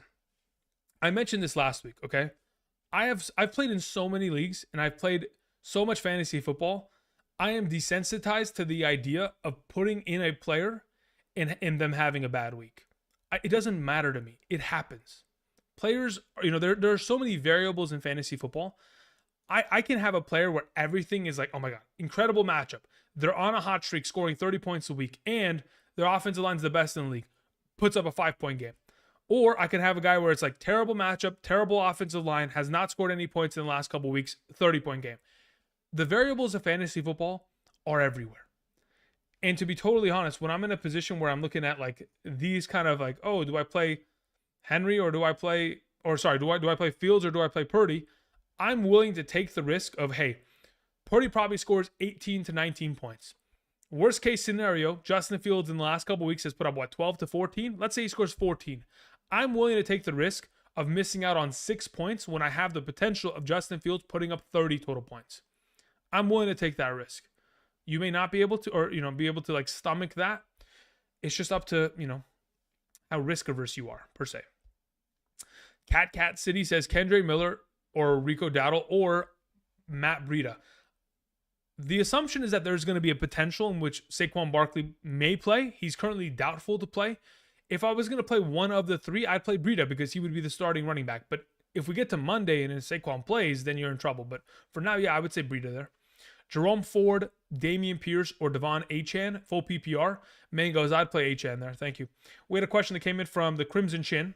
Said, start to half PPR. Wilson. Okay, so I'm assuming that's Garrett Wilson, Joshua Palmer, Lockett, and Judy. So if I'm playing 2 out of the 4, I'd play Lockett and Judy. Thank you. We had Brian with a question. Brian, where art thou question? It didn't get attached.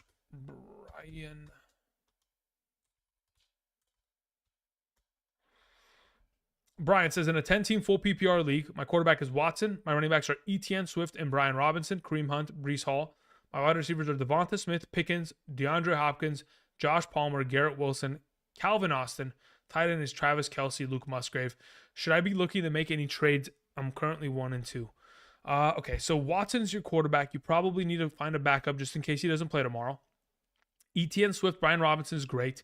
Hall isn't a perfect number 4. You probably need a... I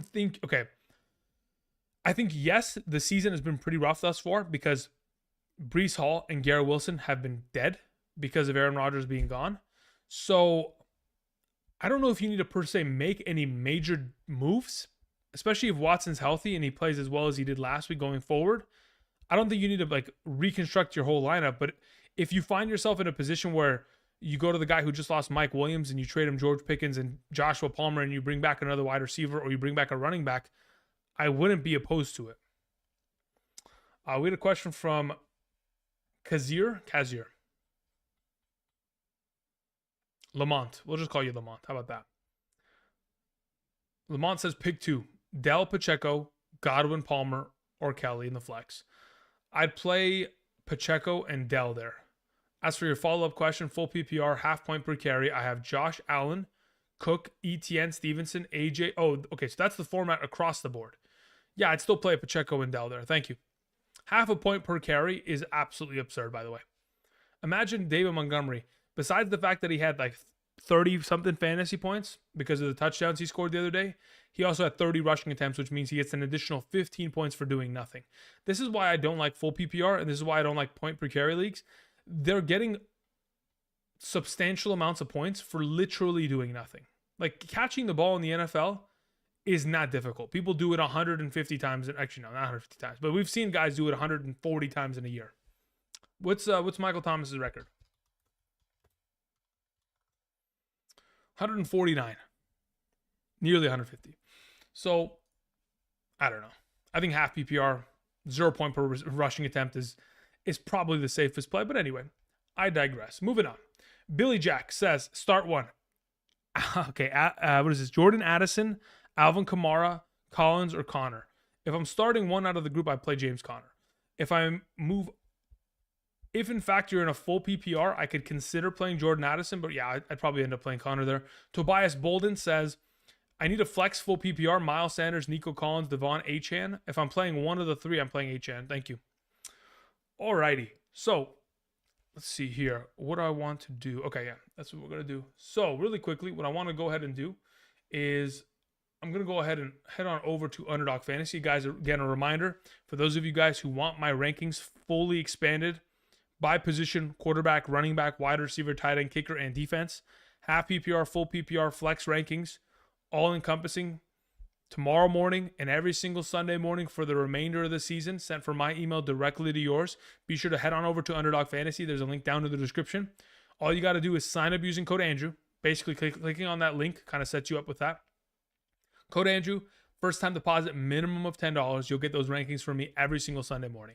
With those $10, you'll get a deposit match equally to $10 up to $500. So if you deposit 10, you get 10. You deposit 100, you get 100. Deposit 500, you get 500.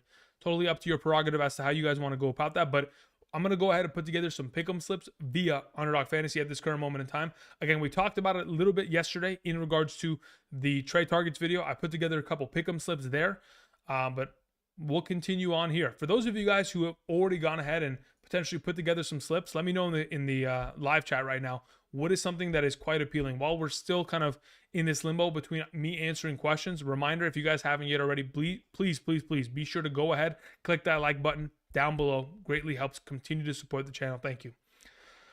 Okay, we had a question that came in from Jeremy, again, half PPR, Daniel Jones or CJ Stroud this week. Jones has killed me last week. Yeah, Jones should have never started last week, first and foremost, okay? I don't know. I mean, it happens, but you shouldn't have started him, right? You don't want to play quarterbacks against the 49ers. That's first and foremost lesson learned. But I'd still play Jones this week because he don't play the 49ers. He plays against a secondary of the Seattle Seahawks that is missing, I think, 2 or 3 of their starters going into this upcoming weekend's games, or Monday night games specifically. So I'd still play Daniel Jones there. If you want to play CJ Stroud, totally up to you. Anthony Ort says, traded away Lamb for Ridley and Evans. Thoughts?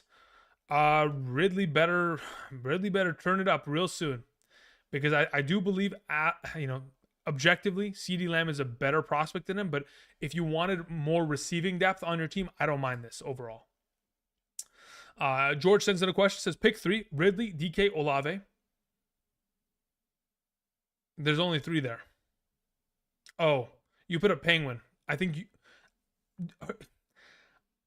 you assume that I immediately look at the Penguin and I think Waddle. I don't make that connection instantly. So if your question is Waddle, Ridley, DK, and Olave, if that's the assumption, out of that group, I'd end up playing Waddle, Olave, and DK this week. As for Fields or Trevor Lawrence, at this point, it seems like I'm sitting both of your Jaguars. That's at least my suggestion at this point. A sends in a question. A says, traded Diggs, Ridley, and Pierce for Justin Jefferson, 10-team full PPR. I still have Ayuk, Godwin, Nakua, Gabe Davis. Thoughts? Diggs and Ridley for Justin Jefferson and Pierce. I don't like these 3-for-1s, guys. I'm going to be totally honest. I don't like them. We've seen a couple 3-for-1s. I'd rather be on the end of getting the 3 players, to be totally honest. Like, I get it. Justin Jefferson in a full PPR is an absolute machine. He probably counts as 2 players, or he should count as 2 players because of the volume of points that he's been able to, be able to score. I think it's like 25 points per week. Let's go see it. Where is it? Full PPR, Justin Jefferson, 24, 24.9, 27.9. Okay, so he scores like 25 to 28 points. Ridley and Diggs. What has Diggs done as of late? Where art thou, Mr. Stephon Diggs? Stephon Diggs, full PPR, 26, 13.6, 19.1. Ultimately, if you need depth, or if you don't require depth, but it looks like you have now Jefferson, you'll also have Ayuk next to him, Nakua. I think you can survive with this. Do I love it? No. I hate the idea of trading away depth before bye weeks start to, compound. Let's see here. Encore says, I made some terrible trades. Thoughts before week 1. Traded away Lockett and James Conner for Olave. After week 1, I traded Godwin and Swift for Najee. Oh, wowie. Yeah, those are the panic trades. You don't want to trade away a player, especially after week 1. Week 1 is the overreaction Monday that a lot of people face. But hey, you live and you learn. It's no big deal. Hopefully we'll be able to still kind of figure it out this season. Terry R says, in a full PPR, Puka Nakua, Alexander Madison, James Cook, Amari Cooper. I'd probably end up playing Puka Nakua alongside of James Cook there. Thank you. Chris All In says, full PPR, start 2 wide receivers in a flex. We have Derrick Henry. We have Kyron Williams. We have Alvin Kamara, Miles Sanders, CeeDee Lamb, Calvin Ridley, Michael Pittman Jr., Nico Collins. Aaron Jones killed me this week. Yeah, that's rough. As soon as they reported that Aaron Jones was going to be on a pitch count, that was the kiss of death pretty much. In a full PPR scoring format, I'd probably suggest playing CeeDee Lamb, Calvin Ridley, and Michael Pittman Jr. in the given week. Thank you. We had a question from Billy Jack again. Billy Jack says the following: should I trade Alvin Kamara for DK Metcalf? Do you need a running back? Because if you don't need running back and you can live without one, then sure. But if not, let's probably stick with what you have. Okay. So I'm going to go ahead and put together some pick'em slips, and then I'll start drafting some teams via Underdog as well. Let me see here. Where is the other Underdog link I have? I have this one. Okay, yeah, we'll get to that in a minute. Okay. Couple reminders. The way you play Underdog pick'ems in terms of putting together a slip is 100% contingent on you want to be able to pick higher or lower on a given player statistic. This week, again, Dameon Pierce, 63.5 rushing yards. I don't think he'll be able to reach that, to be totally honest. I mean, it seems like a disaster for him to maybe even reach this number. What has he done so far? 31, 31, and 38. Yeah, the chances are, specifically playing against the Pittsburgh Steelers, like this is just the lower, right? So we're going to go ahead. We're going to put that together within a slip and see what we can find here. So of the available, what do we have? The player that I love the most, or the two players that I was mentioning on yesterday's video that I uploaded, are in regards to the Dolphins versus specifically the Buffalo Bills. Let me go check. Let me see what the line is on that game, if it's still intact per se. So in terms of total points, in terms of all the different sports books that are out there right now, the current total points is 53.5 for the Dolphins versus Bills game this weekend. That's the highest implicated total scoring of all the games this weekend, which is obviously great for anybody who has those fantasy options. But specifically, I don't understand why this number is at 60.5. It doesn't make any sense to me. This should be an automatic higher. I've said it in the past, and I'll say it again. In the last 14 games where Jalen Waddle has played with Tua Tagovailoa, where Tua has not left the game early due to an injury, the one that I'm referring to is the Cincinnati Bengals game. In the last 14 games with Tua, he's been able to surpass 65 receiving yards in 12 of the last 14 games. Andrew, pull up a calculator. What is 12 of the last 14? That's a 86% success rate of surpassing this number. 86%. Not a lot of things in life are 86% guarantees, besides death, taxes, and injuries in the NFL. So for now, absolutely take that. On top of it, 9 of those 14 games have consisted of 85 or more receiving yards. What's 9 of 14? Let's pull up the calculator. That's a 64% success rate. Bruh, easy.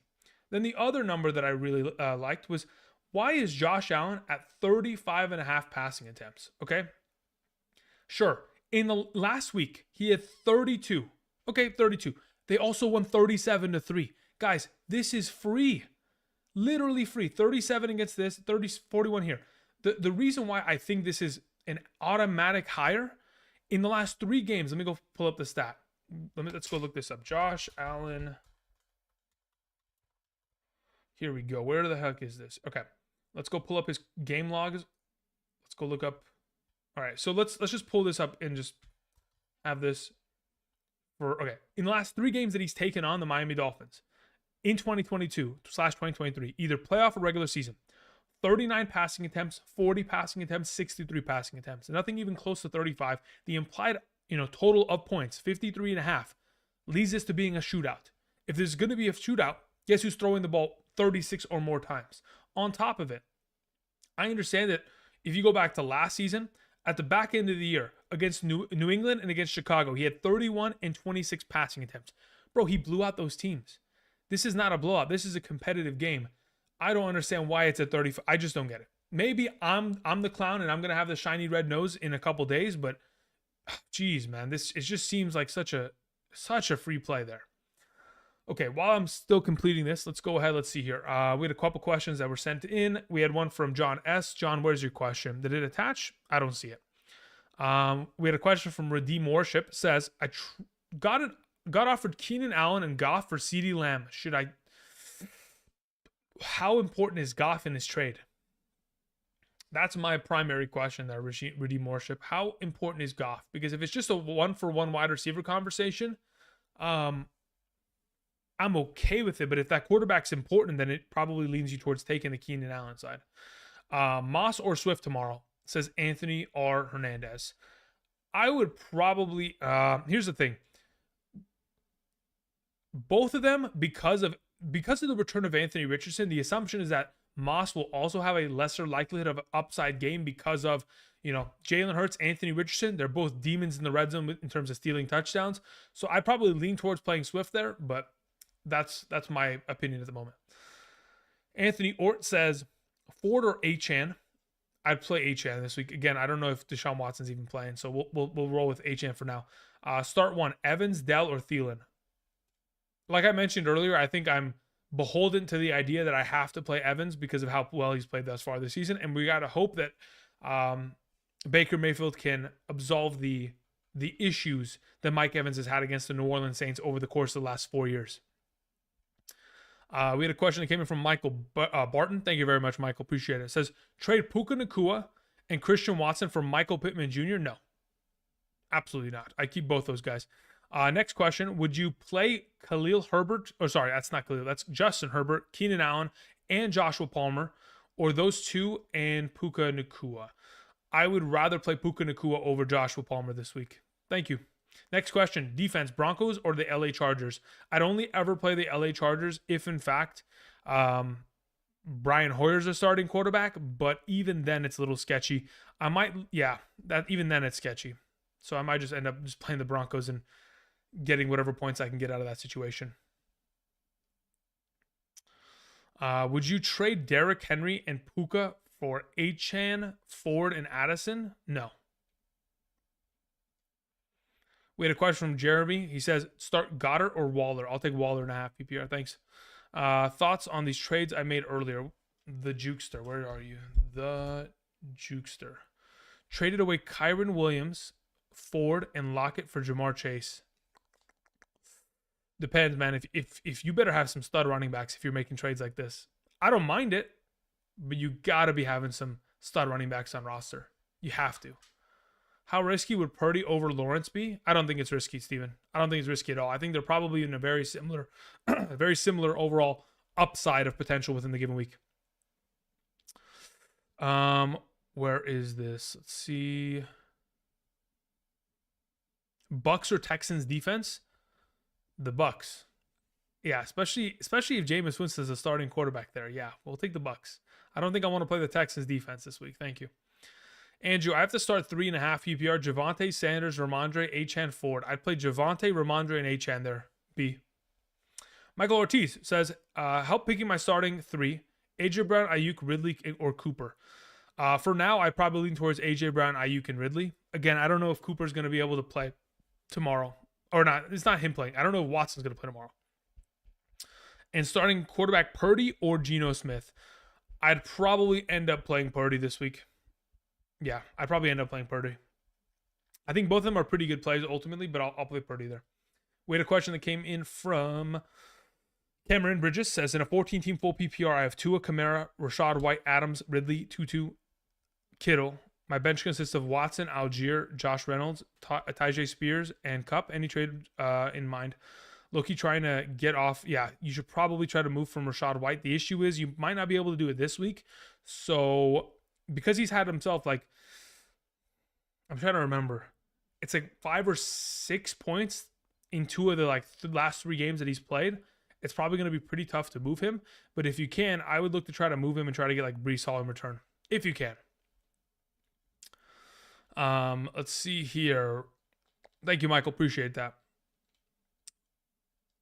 Trades on Tap says, Trades on Tap. I'm going to get to your question. Then I got to close out this, you know what? While I'm at it, while I'm answering questions, let me just go ahead. Let me just join one of these battle royales and then I'll just do both at the same time kind of thing until I'm ready to go. Okay, cool. So Trades on Tap says, had 3-team trade. I got Lamb. What pick am I overall? Does it say? No, it's okay. It's almost full.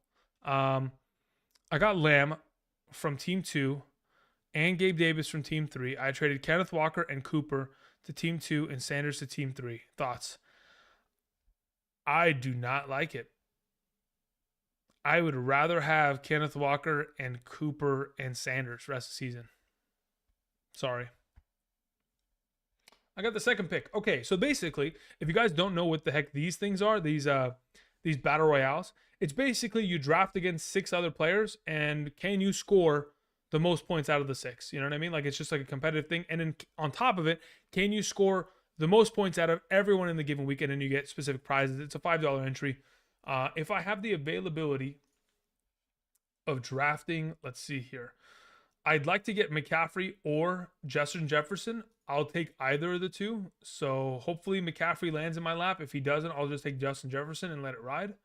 And then we'll be happy with it. We'll see what happens. Let's see here. We had a question that came in from Redeem Worship.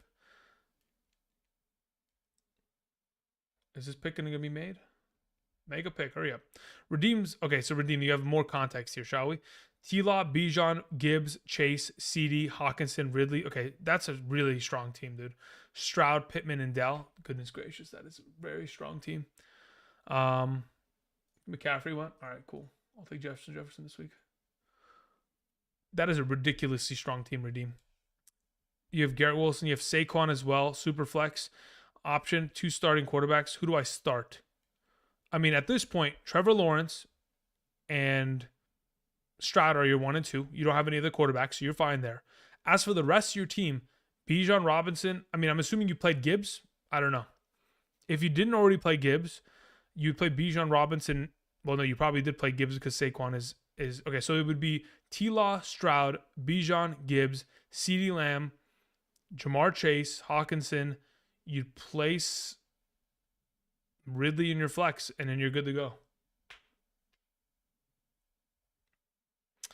Ramblin' Man says, should I trade Kupp and Pitts for Kelsey and Michael Thomas? Kupp and Pitts for Kelsey and Michael Thomas? I am not completely out on that idea. If you think Kupp is going to come back and potentially find himself dealing with too many injuries, then I would say, sure, we can make that move. Otherwise, if you're just trying to if you're trying to play it safe, you go with the Kelsey route. If you're trying to risk it and try to have more upside, you play with the current route you have. Redeem Worship had a follow-up. It says, take the Keenan Allen trade to start Goff. Oh, I see what you're saying now. Ooh, okay. So you want to add a quarterback to a super flex of Goff's. You don't have another quarterback, huh? So Redeem, you don't have to send in a super chat. Just let me know. If and when your quarterbacks go on bye week, who's available to be picked up and played? Who do we want to start here? Is Kittle still there? Kittle is still there. That's good. Okay, Raheem Mostert, Jacob. Okay, so what I'm going to do is I'm going to take Josh Allen because he's my number one quarterback on the week. I expect him to play well. Yeah, Redeem, let me know. Who would you pick up? Like, do you need Jared Goff for the rest of the season? That's the real question. Worth stashing Keaton Mitchell on the IR spot? Yes, I already did it. I've done it in all my leagues. Any league in which I have an open IR spot and it's not filled with Deontay Johnson right now, I absolutely have Keaton Mitchell already waiting in the wings. Michael Barton says Sun God is Brown. I see. You see, that's what happens when you put Brown. It could be AJ Brown, it could be Marquise Brown, it could be Amon-Ra St. Brown. You know what I mean? Like, you just put ST Brown, and then I'll just never be confused with that ever again. DS Vision says Kincaid or Logan Thomas. Also pick one, Mixon or A-Chain or HN. I do not mind playing Logan Thomas, and I do not mind playing Mixon there. Those are the two I probably roll with. Damn. Oh, wait. I got auto-picked Kittle. Beautiful. We'll take it. I wasn't even paying attention. But you know what? I got the player that I kind of wanted. I think we're going to have a massive week here, mainly because Kittle scored 5 touchdowns in the last 3 games against Arizona. So I got lucky, to be honest. Now, the question is, can I muster up a good backfield of running backs in this given week?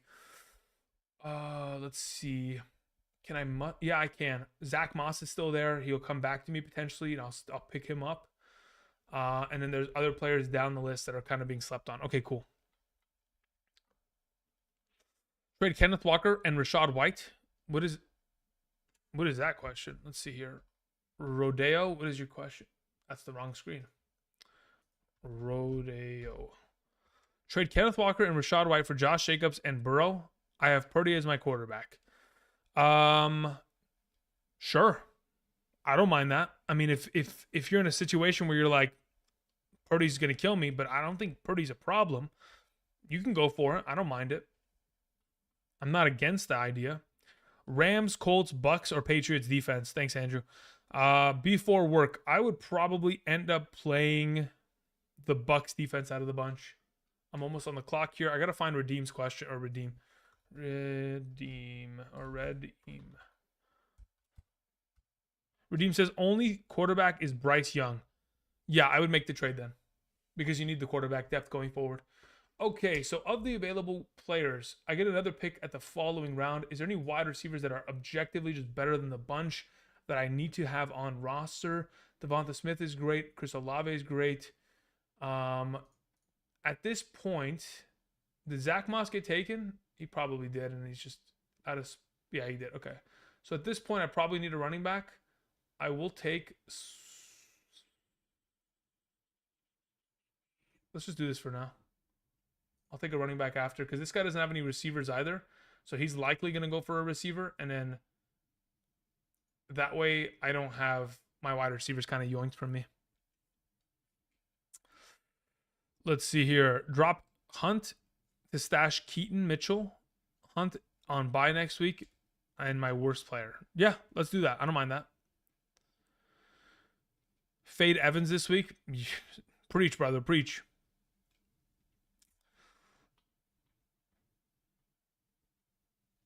Ando says Swift. Yeah, I'm already on it, my brother. I'm already on it. I'm already on it. I was waiting. I just needed to make sure I get my receiver that I wanted first and foremost. Y'all really fading Evans? Do it for Flowers or Addison? Listen, like I've said, I am beholden to starting Mike Evans regardless because he's just done so well this season for me. So I'm going to play him regardless, but just understand the risk of what is entailed with the situation. Jackie says, opponent has Josh Allen. Do I start Evans, Davis, or Flowers? I'd still play Evans there out of the bunch. We had a question from John S. Says, are we trusting Deshaun Watson if he plays this week? He's the only quarterback on the waiver wire. Sorry, he's my only quarterback, and the waiver wire in my league is pretty rough. Includes options like Stafford, Garoppolo, Pickett, and Mac Jones. If he plays this week, do you trust him? I would. Personally, I would. I wouldn't mind it. Why do people take so long to draft, man? It's just 6 teams. Like, hurry up and make it your mind. Let's see here. We move on to Okonkwo or Knox. I have Knox ranked higher, Fernando. Thoughts on Ramondre this week? Let's hope he finds the end zone or catches 5 passes. Otherwise, we're in trouble because it's an Ezekiel Elliott revenge game, and it's at its core. Redeem says, I can trade for Fields easier, though, and would have a better rest of the season. Yes, then let's do that.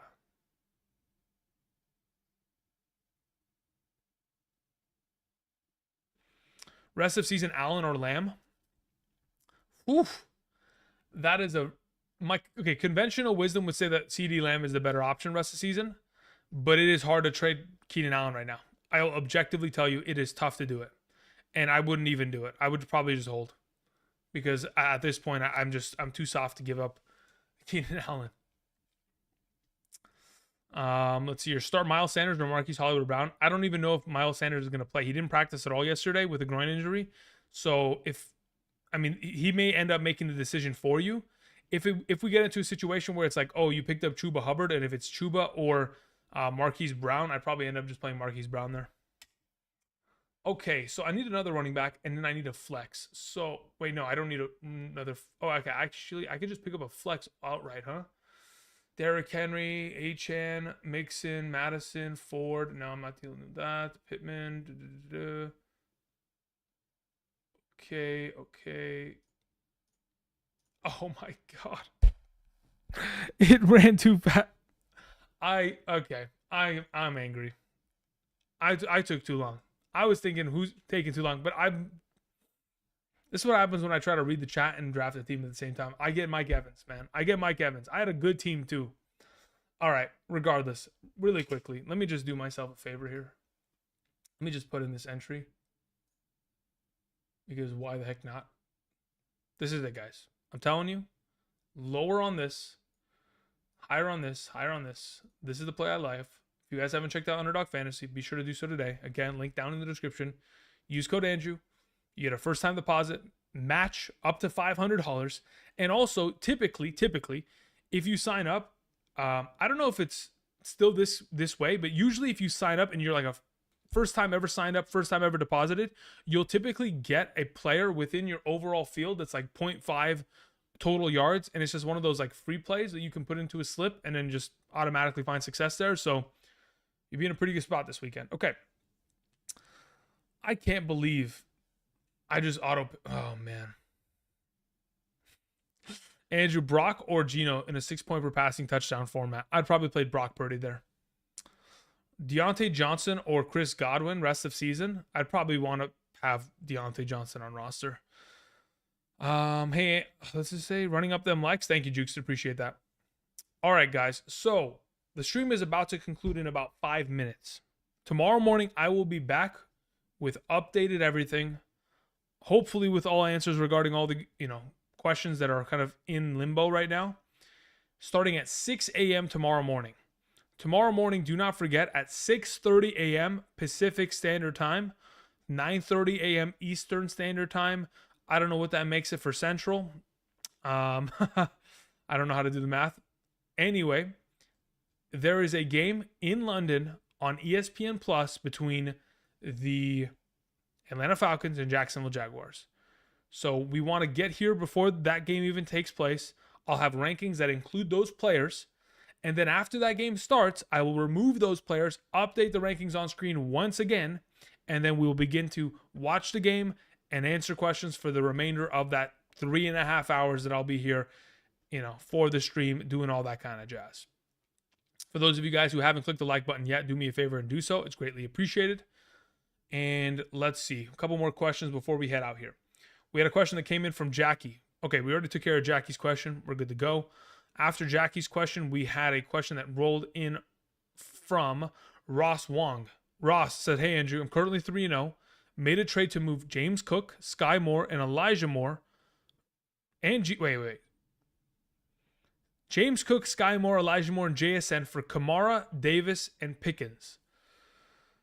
Okay. I don't hate it, but I don't love it. Thoughts?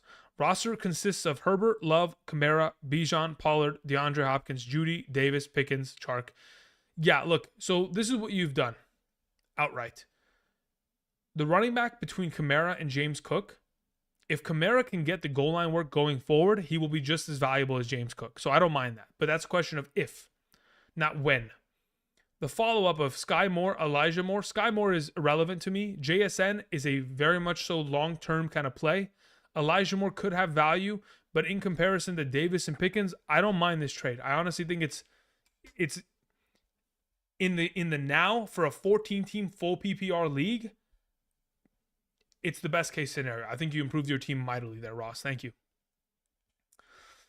Kim Henson says, Mostert or Jacoby Myers rest of season? Mostert. Follow-up, mainly because it's a half PPR. If it's a full PPR, it's a different conversation.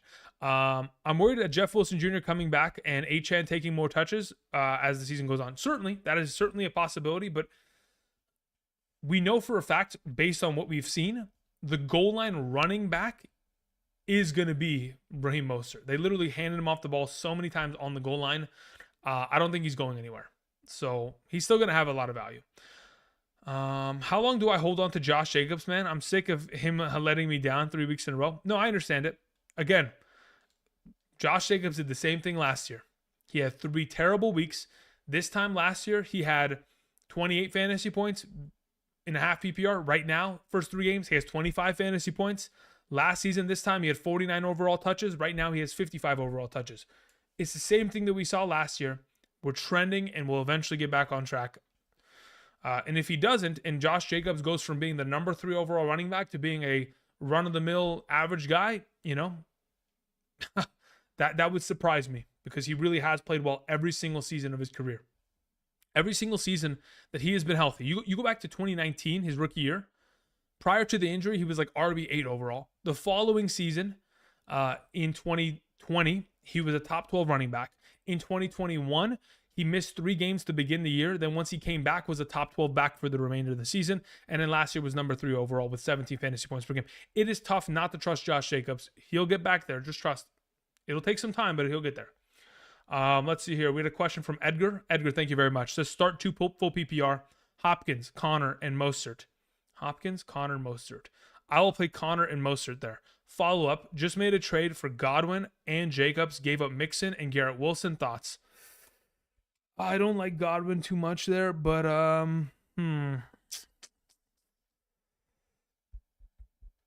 let's hope that Godwin starts playing better. That's all I can say to that. That's all I can say to that. Because I think once Trevor Siemian takes over, Garrett Wilson will be significantly better. I think Mixon's fine already this season. Once Joe Burrow gets healthier and they're scoring more points, he'll be better. So I'm worried about the Godwin aspect of that trade. That's what that's what scares me at the moment. That's what actually not even just scares me. It frightens me heavily. Let's see here. We had a question that came in from HCF. It says trade Nakua for Jacobs. I would, yes. And choose one for the flex. Kyron Williams, Nakua, Tank Dell, or Jordan Addison. If it's a full PPR, give me Nakua. If it's a half PPR, give me Kyron Williams. Thank you.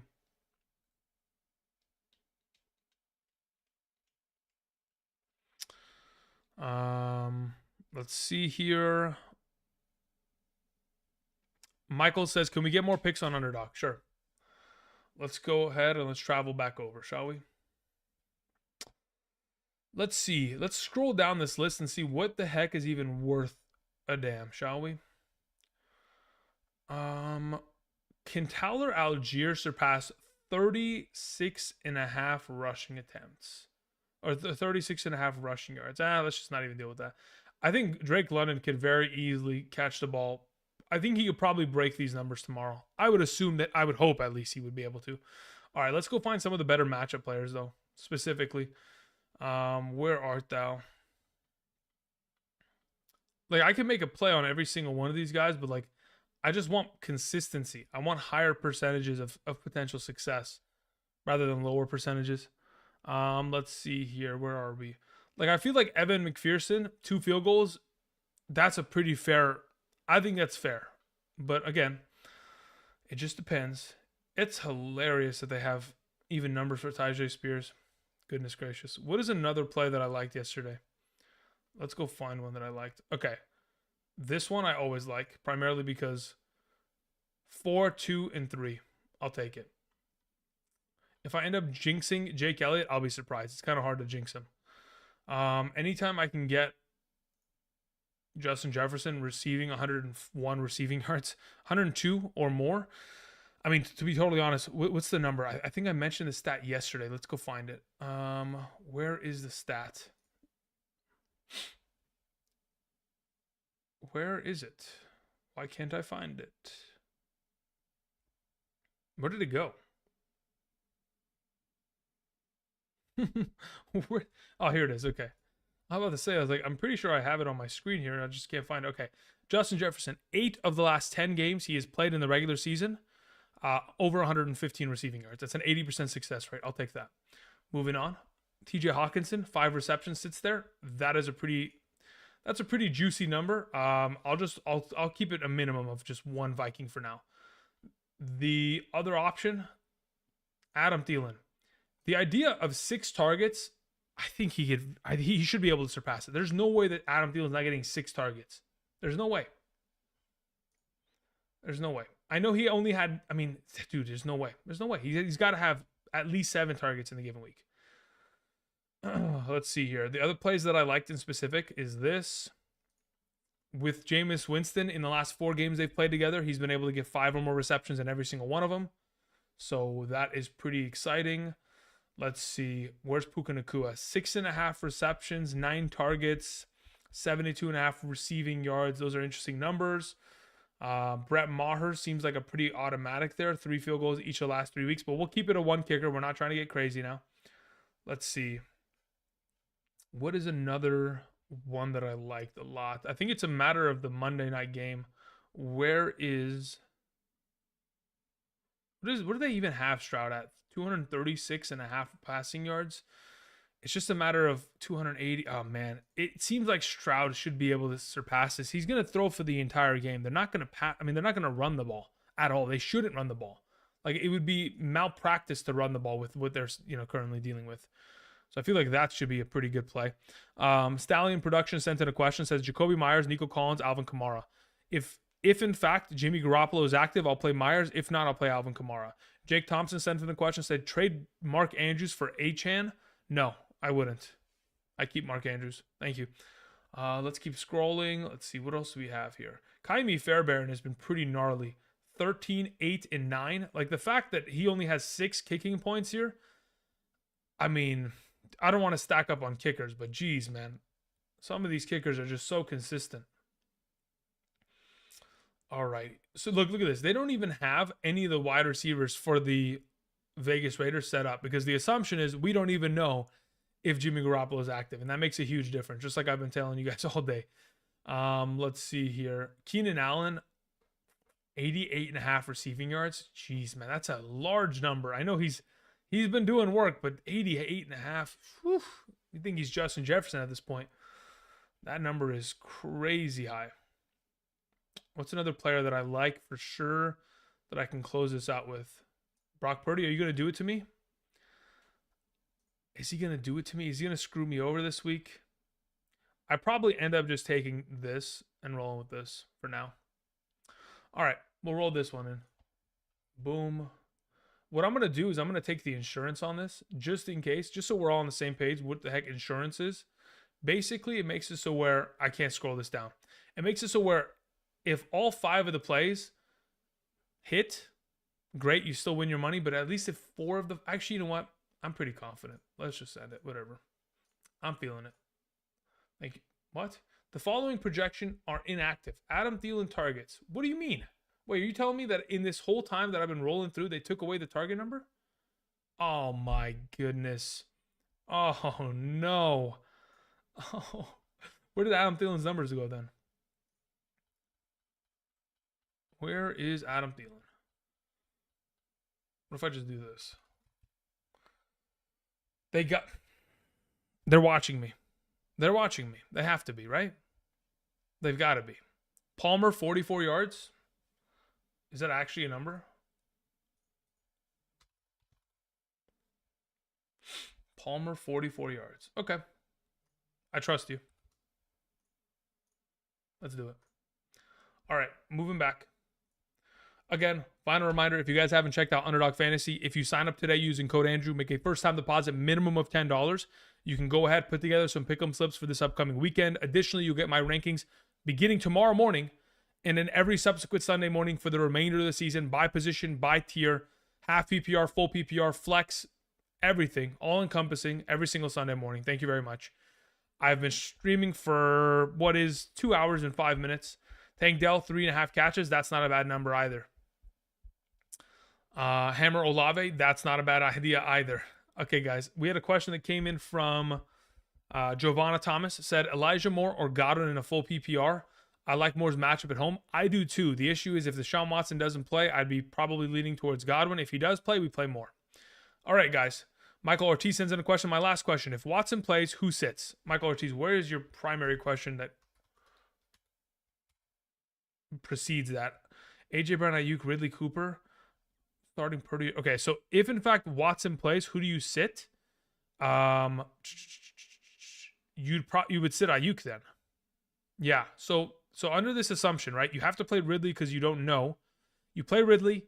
If Watson plays, you play Cooper and AJ Brown. And you sit Ayuk. Okay, guys. I'll be back tomorrow morning for 4 straight hours, beginning at 6 a.m. Pacific Standard Time. Moody's a great play as well, Jason.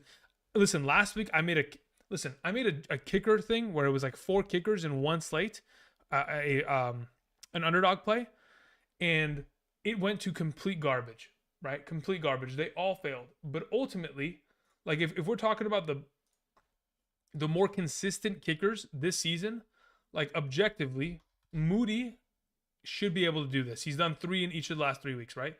Jake Elliott should be able to do this, right? He's done 2 at least in each of the last 3 weeks. If anything, the safer play, especially in this matchup, is probably taking kicking points because his kicking points have been 10, 11, 13. So this is probably the safer play of the bunch. If we go to Kaimi Fairbairn, that's probably pretty safe. Who's another kicker that's been like on fire as of late? Trying to think. I can't just. Okay, there you go. Kick.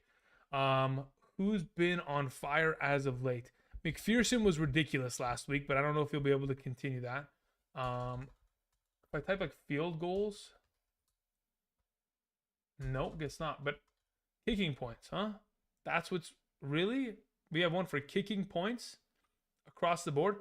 Aubrey's been really good. Aubrey, 3, 5, and 2. Like we're rolling with the kickers. Let me go to my kicker rankings while I'm at it. Where the heck are my kicker rankings? Who else is a guy that I have pretty high up there this week? Moody, Aubrey, Jake Elliott, Tyler Bass. Where's Bass at? 3, 1, and 3. We'll take the higher. All right. We're closing it out. There it is. Boom, bang, bop. Kickers galore. We'll see if these kickers somehow pan out for me. That's going to cover it for me today. Thank you. I'll be back tomorrow morning for 4 straight hours. I'll have updated rankings. They'll all be on screen. And hopefully we'll have a successful week 4 of the 2023 fantasy football season. Again, Underdog link down in the description. Merch link down in the description for those of you who want to continue to support. Patreon link down in the description if you've already signed up via Underdog and made a first-time deposit with my code in the past, in a prior season, somebody else's code, etc., all that kind of jazz. Or if you're ineligible based on your current location, again, the map to the bottom left determines your eligibility based on location, age, etc. That's going to cover it. I'm going to go ahead. I'm going to cue the music, and your boy's going to head out and enjoy the rest of the Saturday in terms of preparing for tomorrow. Until next time, I'll see you guys. Peace.